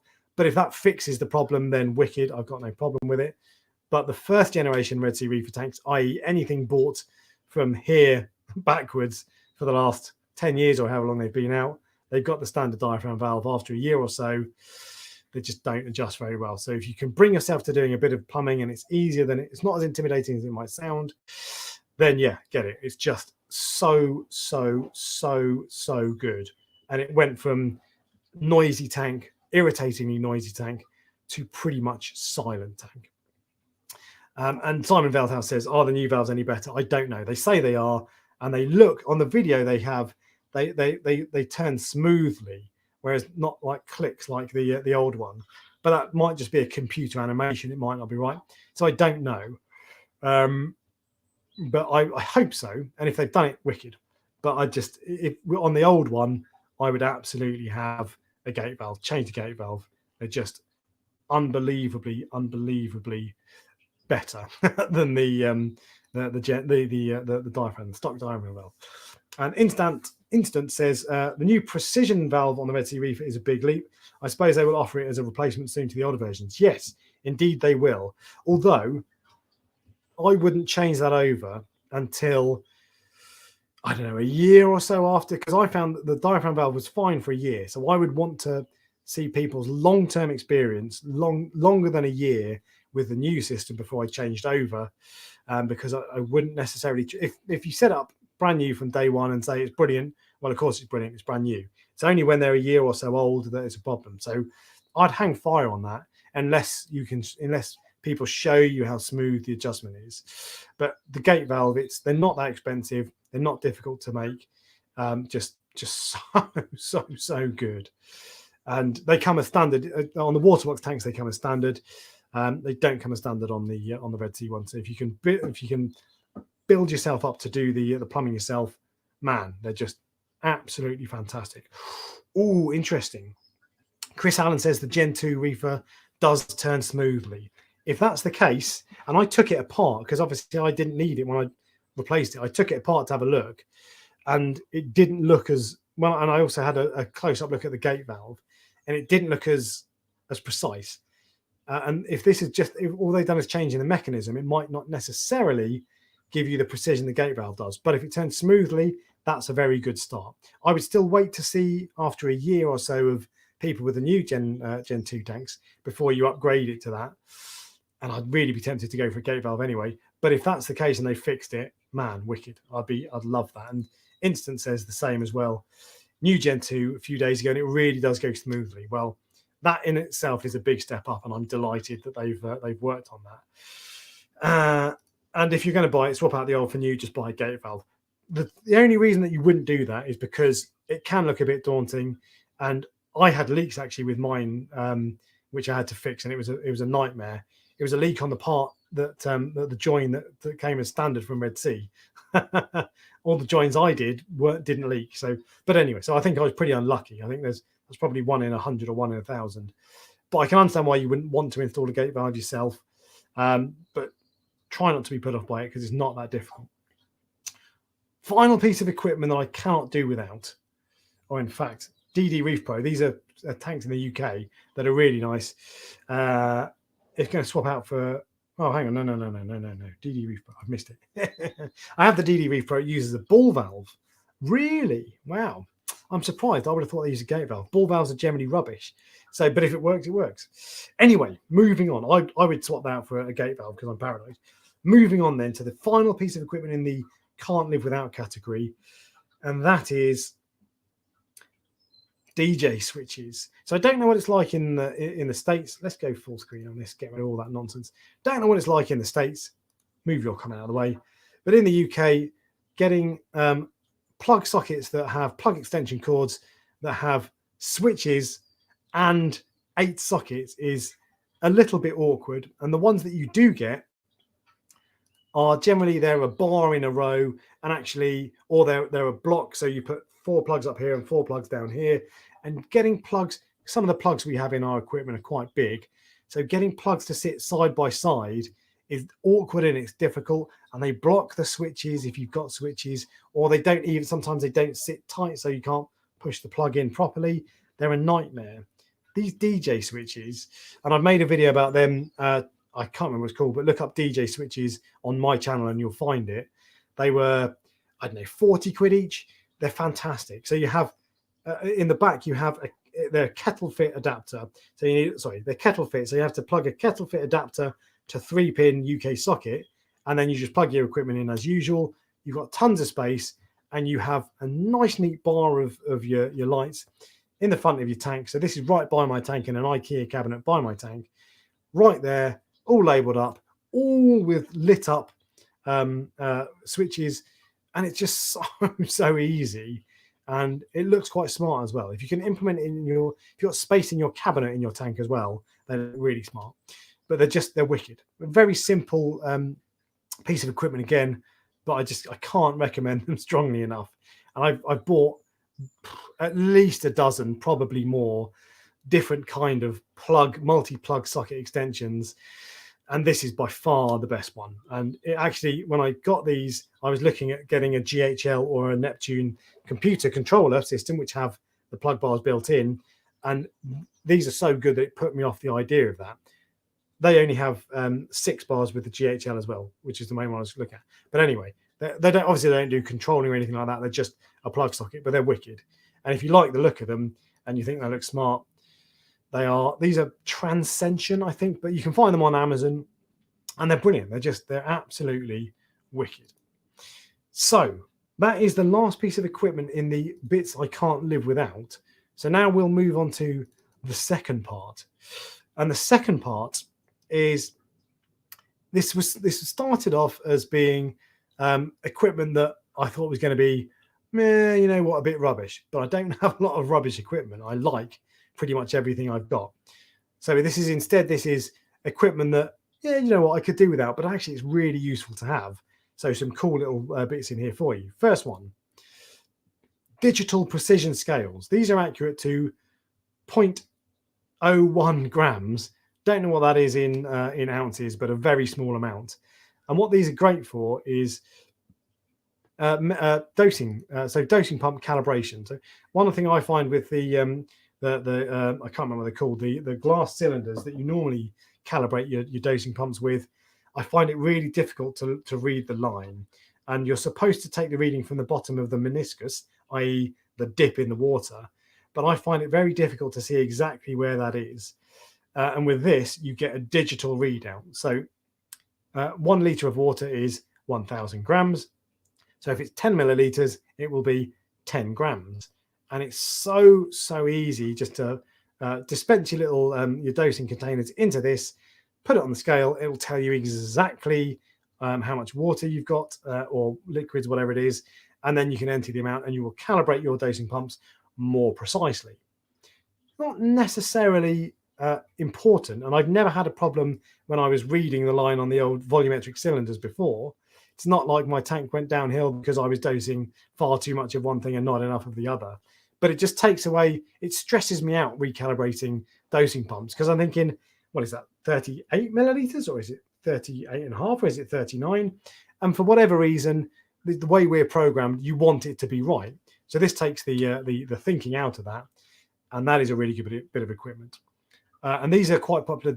It was GHL who put me onto these, because they recommend, when you set up the KH Director, they recommend you use digital scales to calibrate your dosing pumps for extra accuracy. What else have we got going on in the chat? And Simon Velthouse quickly, no auto top off. I said at the start, you've probably missed that. That's absolutely top of the list of things I can't live without. But I wanted to avoid the really obvious things that everybody kind of already knows about. And this is one last point on the dosing scales. So yeah, you have to make sure it's pure water as a dosing liquid, and salt has different weight. Yeah. So technically, actually, you would have to, if you're dosing salt water, for example, salt water weighs 0.25%, something like, it weighs more than fresh water. So technically, you would have to adjust for that. I never have done. I'm satisfied with the accuracy that gives, and I never bother.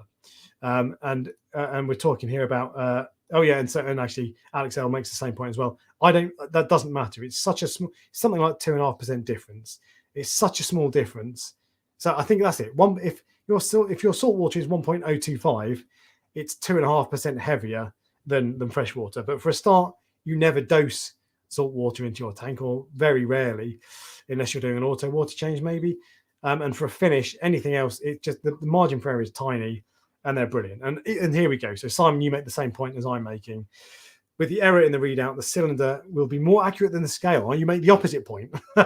Seeing as a litre of liquid never actually weighs 1,000 grams. A litre of fresh water does. And I think the margin for error is so tiny with these scales. And the fact that GHL recommend it when setting up KH Director is good enough for me. But I love those. I take the point, though. In my opinion, the variance is minute and not even worth getting worried about. Next piece of equipment came very close, very, very close to being on the can't do without. And it's the Hanna phosphate and nitrate checkers. So this is the phosphate ultra low range and the nitrate high range, which are the ones you want, basically. If you're wondering which ones to get, because there are a few different ones, those are the ones you want. And they didn't quite make the list because I don't really test nitrate and phosphate as often as I should, because I'm a lazy reefer, as we all know. But when I do test them, if I had the normal titration test kits, I'm too lazy for them. And I don't like having to gauge the point at which the color changes. And I always find it a little bit more difficult. If you're doing it at night when you've got artificial lights, it's more difficult than when you're doing during the day. And I just don't like it. These are so good. They're a little bit expensive. Again, they're 70 quid each. And these little holders were 15 or 20 quid each from a 3D printing company. Loads of them available online. But they're brilliant. And the phosphate one, it gives you a precise reading that I wouldn't be able to get so well with other kits. The only other test kit I liked for phosphate was the ELOS high range, I think. ELOS test kit, which was very, very good and had a very good reputation. But those are for nitrate and phosphate. They're just really good. They are the best for me because they give you a number rather than a color. And I like that a lot. And Ryan Gilkis is laughing, why do we need precision scales? You don't. And that's why this is very much in the kind of good to have useful equipment, but I really don't need it. So that's exactly why it's in this category. Slight off-topic question we'll ask very quickly. Is beneficial bacteria essential in starting a new Reef tank? Yes. You don't need to add it from a bottle. You can get it from live rock or starting the nitrogen cycle. But yes, it absolutely is essential. And Phil Holtz does not like, he would not go without the phosphate one. Can't read color change test kits at all. Exactly. They're just fantastic. And we've got other stuff. And handy for colorblind gits like David Turner. Exactly. If you're colorblind, Forget the titration ones. Get these straight away. And Hannah has new photometer, does every test except magnesium. Yeah, that's the Marine Master. I think that looks a bit rubbish because you can only do one test at a time. It doesn't log all your tests. I'd rather buy the alkalinity checker, the nitrate high range, and the phosphate ultra low range. Those are the only Hannah checkers worth buying, in my opinion. The magnesium one, bit of a faff. Not really. You're not likely to need to test magnesium regularly. Calcium, if you do, then it's good, I guess. Calcium, I had the calcium one. I sold it. I didn't like it. It was too much of a faff. But there's going to be a lot of love for Hannah checkers because they are just fantastic. So that's the next piece of equipment. Next piece of equipment that is on the list of stuff I can do without, but is actually really cool. 45-degree 3D printed angles for my AI Neros, and you can see some bubble algae on the Nero pump there. Don't algae shame me. 45-degree angles, they're just brilliant. So the standard AI Nero, it only goes up or down or that way by 15 degrees, which is pretty measly. It's better than the MP40s, the sister company, but 15 degrees, and it might as well be nothing. It's pretty pathetic, and I never really liked it. But I got these from a company called Reef Parts in the UK, but I bet there are other companies that do them. 45 degrees. Suddenly now it's pointing at the surface of my water rather than pointing directly at my corals, and it has made the flow in my tank better. There are fewer flat spots in my tank as a result of adding these. I have 4 Nero 5s in my tank, and I've put them on the top 2, and they're just wicked. And yeah, for 15 quid, they're brilliant, and they're very, very close to being on the can't do without list. We're going to move on quickly again because I want to get through all this stuff and then let's have a very quick chat. Next piece of equipment and this is the one piece of equipment when I thought this video was going to be stuff I really like and stuff I think is crap. This is the one piece of equipment that was going to be in the crap category. Don't hate me because some of you will like it. In fact, I've got a photo that I'm going to show you, but I'm going to show you the real thing. It's the Hannah salinity tester. Now, in some ways, this is brilliant. In other ways, it's not very good. And this cost me 80 quid. So that's quite expensive. But I've been looking for a digital salinity tester for a while. And most of them get varying reviews, not very effective, lose calibration, and not very reliable. And you can't beat, most people will tell you, and I probably tend to agree, you can't beat a good old-fashioned refractometer. They're dead simple. They work nice and easy, and you can't really get them wrong. I think I've calibrated this once or twice in like 5 or 6 years, maybe longer that I've had it, and it's been spot on.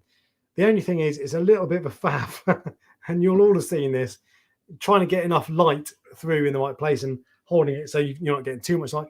It's a minor faff, really minor faff. But I do find them a little bit too much of a faff doing that. So I don't really like them. Let's have a look through there. So I just don't like them. And you've got to tune it so you focus it so it's perfectly in focus. They're really good, and it's probably what everybody should use. But they're just a bit of a faff, which is why I went looking for this. But what I find with this, if you calibrate it and then you test your salinity, brilliant. It will give you a very easy result. It will give you a precise result. So when you're looking through these will tend to say, you'll look at it and you'll go, is that 35 parts per thousand? Is that 34? Is it 34 and a half? You can roughly see, but you can't see exactly. This will tell you it's 34.12 thousand or whatever. So it gives you an exact number, which is very, very good. And when you calibrate them, and the Hannah calibration sachets are not expensive, maybe £1, they're spot on. But I've tested this on a few occasions, and I don't have a duff one. It's just the way they are. If you leave these for a month, 2 months, and you only test once, which is, I don't test salinity very often. If you only test every couple of months, you go back to test the salinity, and this is off. Then you recalibrate it, and it's back up again. So it loses calibration, I find anyway, and I've seen plenty of other people say the same. I find this loses calibration quite frequently, and you've got to, they recommend you stir it around in RO water afterwards and dry it properly, really dry it off. So it's just a little bit delicate and a little bit too delicate for making life easy. What it does do very well is it gives you the precise number. So if you only want to test occasionally and you want to and you calibrate it first and you factor that into your testing time, it's wicked. If you want it to replace a refractometer, probably not the answer for you, I'm afraid. Let's see what other people say about this, because I suspect some people will love this. Aquarium says, no good, no, just bought mine, cry emoji. Yeah, and it's not that it's no good. It's just if you want to test salinity all the time, it's probably not the right tool. I don't know if that's what it's designed for. I feel like it's not. And I feel like it's designed either to be maintained regularly or to be used occasionally. And you're talking to Aquarium. HANA salinity is brilliant. Just need to rinse it off and after use and calibrate. That's the thing. It is brilliant, but you need to calibrate it regularly. And most people want a digital salinity pen for ease of use. And because you have to calibrate it, it's not easier than a refractometer. Probably more precise because it gives you an exact number, but it's not easier. Phil Holtz wants to know about the refractory salinity guardian. That is another piece of equipment that is next on this list, in fact, so we'll come back to that. And Aquarium bought one off eBay and thought it was broken. Never mind. Oh, hang on, don't put him in a timeout. Wrong button. Okay, that's you might be talking to someone else. I'm not sure what you're saying there. I've just got the HANA salinity checker and I love it. I was having a hard time calibrating my refractometer. You will love it until it loses calibration. And that's what I found. But yeah, and this is the thing. Hate refractometers, awkward to use and still need calibrating. They are awkward and they're a bit of a faff. And I can never get the exact number I want. But I've never found personally that mine needs recalibrating. And this is a DD H2 Ocean one. I've had it years. And the only times I have tried to calibrate it, it's been spot on. But yes, basically that's my thoughts on the HANA salinity pen.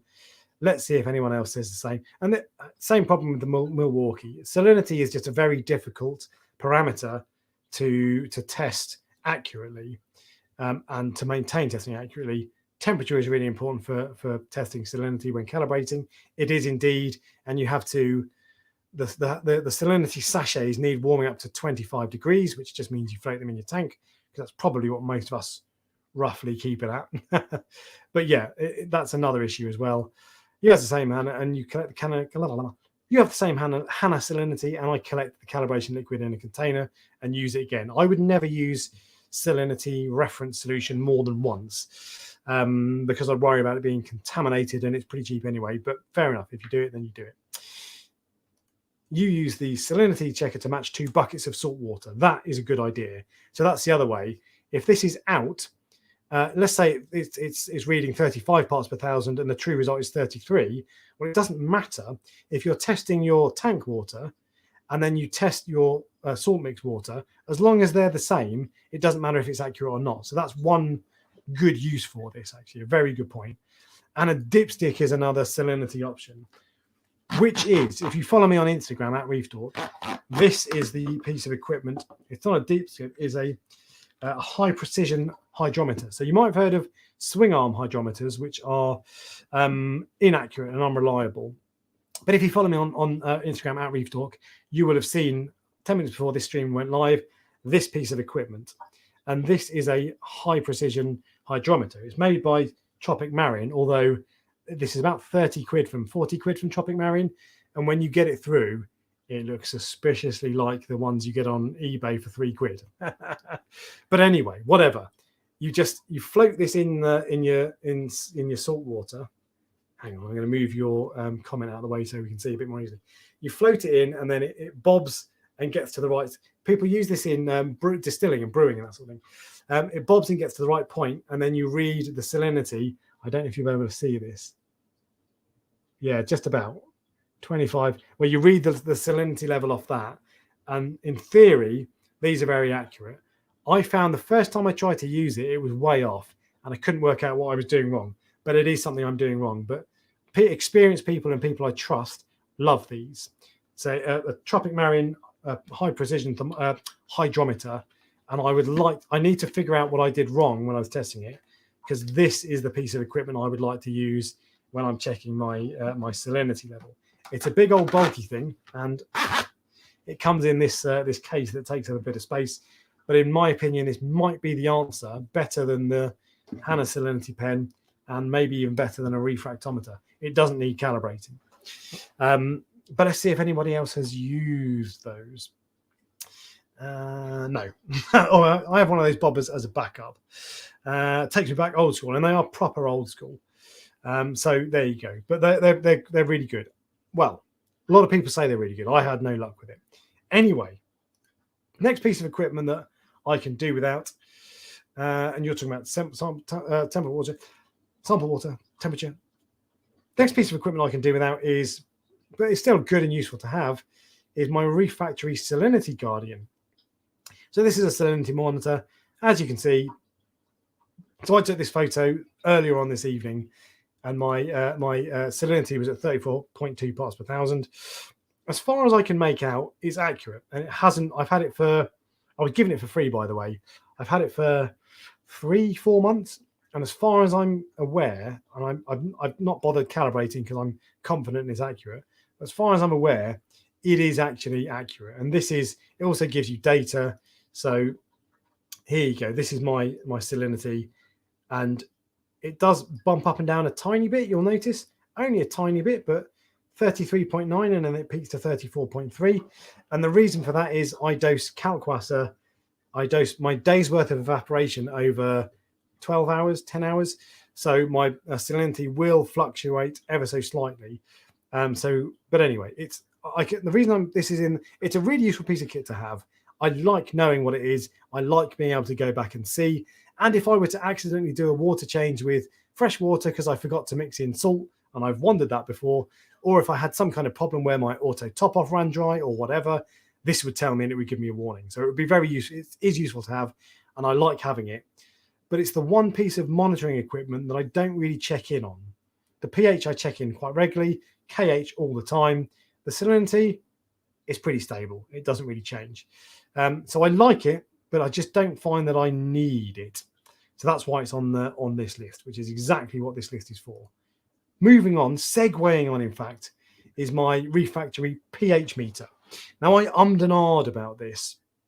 Again, I was given this for free. So the Reef Factory, everything I've got at the Reef Factory was given to me for free, with the exception of the dosing pumps, and I bought 7 of them myself because I like Reef Factory stuff. But this, anyway, pH meter. This came very close to being included in the stuff I can't live without because it is really good, and I love now I'm all about that calc life, and I'm hopping on the pH bandwagon. I love knowing what my pH is, and I do check this fairly often. But what I found is when I started dosing calc, I wanted to see all the time what my pH was, and I needed to know that. Now I don't really need to know because it's pretty stable. And if I were to test twice a day, once in the morning before my lights come on, and once in the evening when my lights have reached their peak, that would give me my daily swing. That would be enough. I don't think I could be bothered to do that. So it's useful to have it, but I don't test this as much. However, if my Ecotech Verse got stuck on and dumped all my calc in, this would forewarn me and it would give me the alarm. So it is very useful. And actually, I bought one of these. So I say I was given everything for free. I bought one of these as well for my second tank with my own money, and it's really good. And as soon as I get calc set up, I will need it. So I was close on this. I couldn't quite say I absolutely must have it, but it's better than kind of, it's all right. It's well worth having if you're doing something to increase your pH. And let's see what else people are saying about pH. I just check my pH around a similar time daily. So that's kind of the right thing to do. But because pH fluctuates throughout the day, and let me show you my graph. I do love these graphs. Bit of data. I'll show you my pH, and it fluctuates throughout the day. And this is probably a typical example of a pH fluctuation. So here we go. You can see it goes up and down and up and down and up and down. So this is the peak at 8 o'clock at night, which is when my lights are at their peak. And then the trough, it goes down and down, down, down, down until midday, which is when my lights have ramped up and are just starting to come to their peak. And then it goes up and up and up and up. So every day, I reckon almost every single tank, the vast majority, certainly tanks that are a bit more a year or so old and have a load of corals and a load of fish, they will go up and down. So your pH will just do that throughout the day. Throughout the day, it will peak, and then overnight it will trough because there's no photosynthesis, and so all your fish are doing is breathing out carbon dioxide, lowering your pH. So that is what your pH will look like. So if you're testing it at the same point every day, you're not quite doing it right. So you'll get a rough reading, but what you want to know with pH is not one point. You want to know the peak and the trough. So you need to test twice. Once when your lights have been at their peak and they're just starting to ramp down, and once at the start of the day when they're just about to ramp up to 100% or whatever your peak is. So that's when you want to do pH. And I couldn't be bothered to do that. So this was a godsend when I started doing dosing calc. Now I still like it, and I check in and I like seeing high pH. But it couldn't quite make it into the essential kit. It was close though. It's really, really, I do like it. So let's talk about what other people are saying on this. Salinity monitor is very tempting. Very much want not need piece of kit for me, but it is good. KH monitor, absolutely essential, and a pH monitor, useful. I would, in order of importance, I would go KH, pH, salinity. How long of pieces of equipment to buy to monitor? How long do you think it would take me to get my money back instead of buying reagents? Well, the reagents are, I might have a guest on to talk about reagents soon. But reagents are quite expensive on some, cheap on others. The Reef Factory one, they're dirt cheap.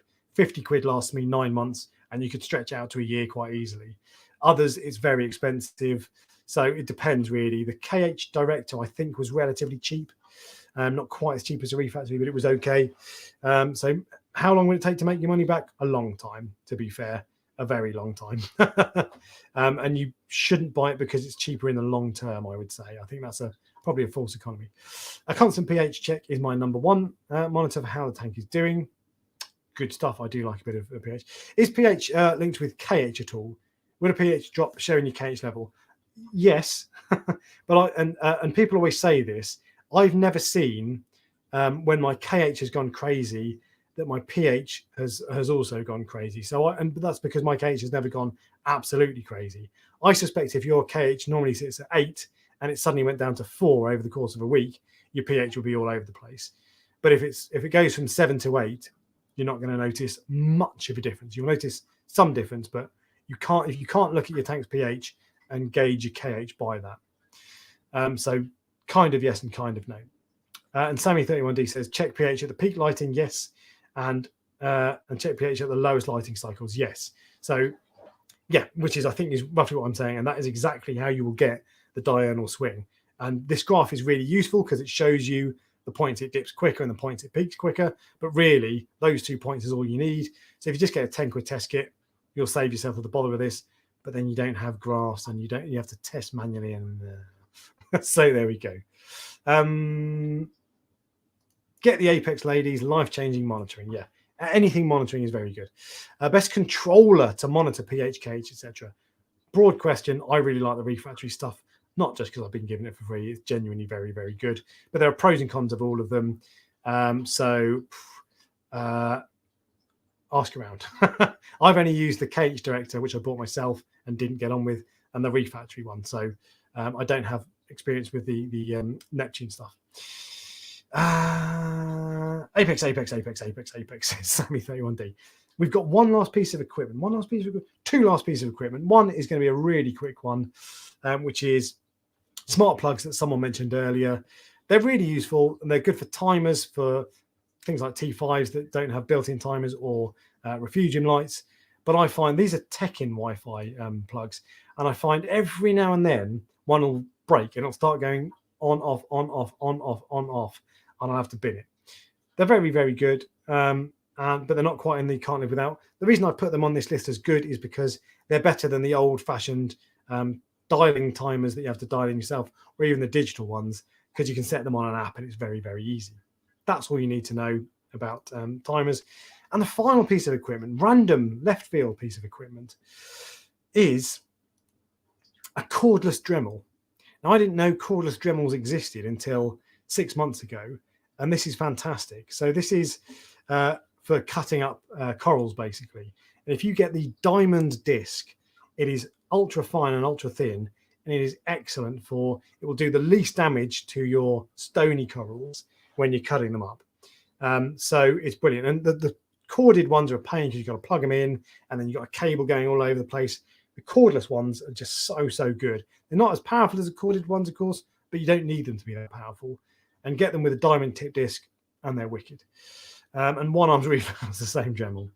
And there we go. We've got loads of talk about pH monitors and that sort of stuff. I use a Chinese pH controller with a webcam pointer at the display so I can check whenever I want. Fair enough. I'd be a little bit worried about cheap pH probes. Although, to be fair, it's not like pH is something that if it's 8 instead of 8.2, it's not like your tank's going to crash. So maybe it's not the end of the world. Couple of other questions, and we'll wrap up because we're getting late in the day, and we've had firstly loads of people watching tonight, about 200, which is the most I've had for a long time. So thank you very much for watching, for tuning in. Hope it's been useful. A couple more questions and we'll wrap up. Love my TP-Link smart plugs. Yeah, mine are Tekin, and you used to get them on Amazon. You can't anymore. So if I was to start again now, I wouldn't get Tekin because you can only get them on their website and you have to pay for postage. And I don't like paying for postage. You use TP-Link smart plugs. Simple things like turning the skimmer off to feed phyto. Yeah, really good for that. You can set them on schedules as well. And being able to set a timer for it to come back on so I don't forget. Crucial thing as well. They're brilliant for that. I skipped past that because we're running out of time, but those are the sort of things they're very good for.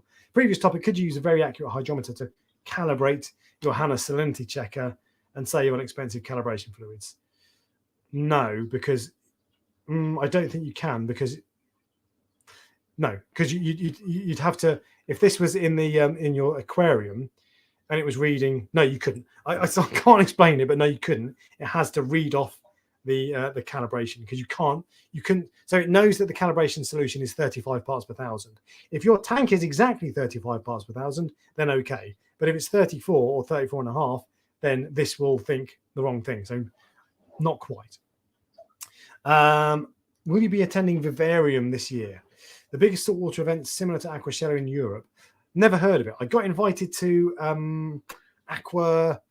There's one in Europe, in Germany somewhere. I can't remember what it's called. It's a trade show, I think. But I don't think I'm going to go to that. I haven't got time. I'd love to. I'd love to go to one in the States. I'd love to. There was one, the one in the UK called, a couple of years ago, called Coral Freaks. 6 months or so ago, they started talking about doing that again, but it's gone quiet, and I've heard nothing since then. But I'd love to go back to a coral show. They'd be wicked. And this is one point, might say, one last comment I want to pull up. Been a very useful but expensive live stream. So actually, the reason I'm putting that up is because some of the equipment on this list is pretty expensive. 600-700 quid alkalinity testers. But part of the reason I wanted to do it was because a load of the kit on here is really cheap. It's inexpensive, and it's really good to have. 10 quid, 15 quid on Amazon. So things like the hydrometer, 40 quid, but you can get them very cheap on Amazon or eBay. Loads of stuff that's really cheap, and it wouldn't make a sexy video if I made a video about this. I'm not going to get 100,000 views, but it's really useful stuff, and I thought I could cover a ton of things in this. So that's the purpose of it, and I hope it has been useful. But I'm going to wrap up now because I need to get to bed and go to work, and I'm tired having talked at 90 miles an hour for the last 2 hours. But thank you very much for coming along, everybody. It's been an absolute pleasure. Next week, I don't know what I'm going to be doing, but I will have another live stream. So tune back in for next Sunday, 8 p.m. UK time, 3 p.m. Eastern, and I'll catch you on the next time. See you later. Bye, guys.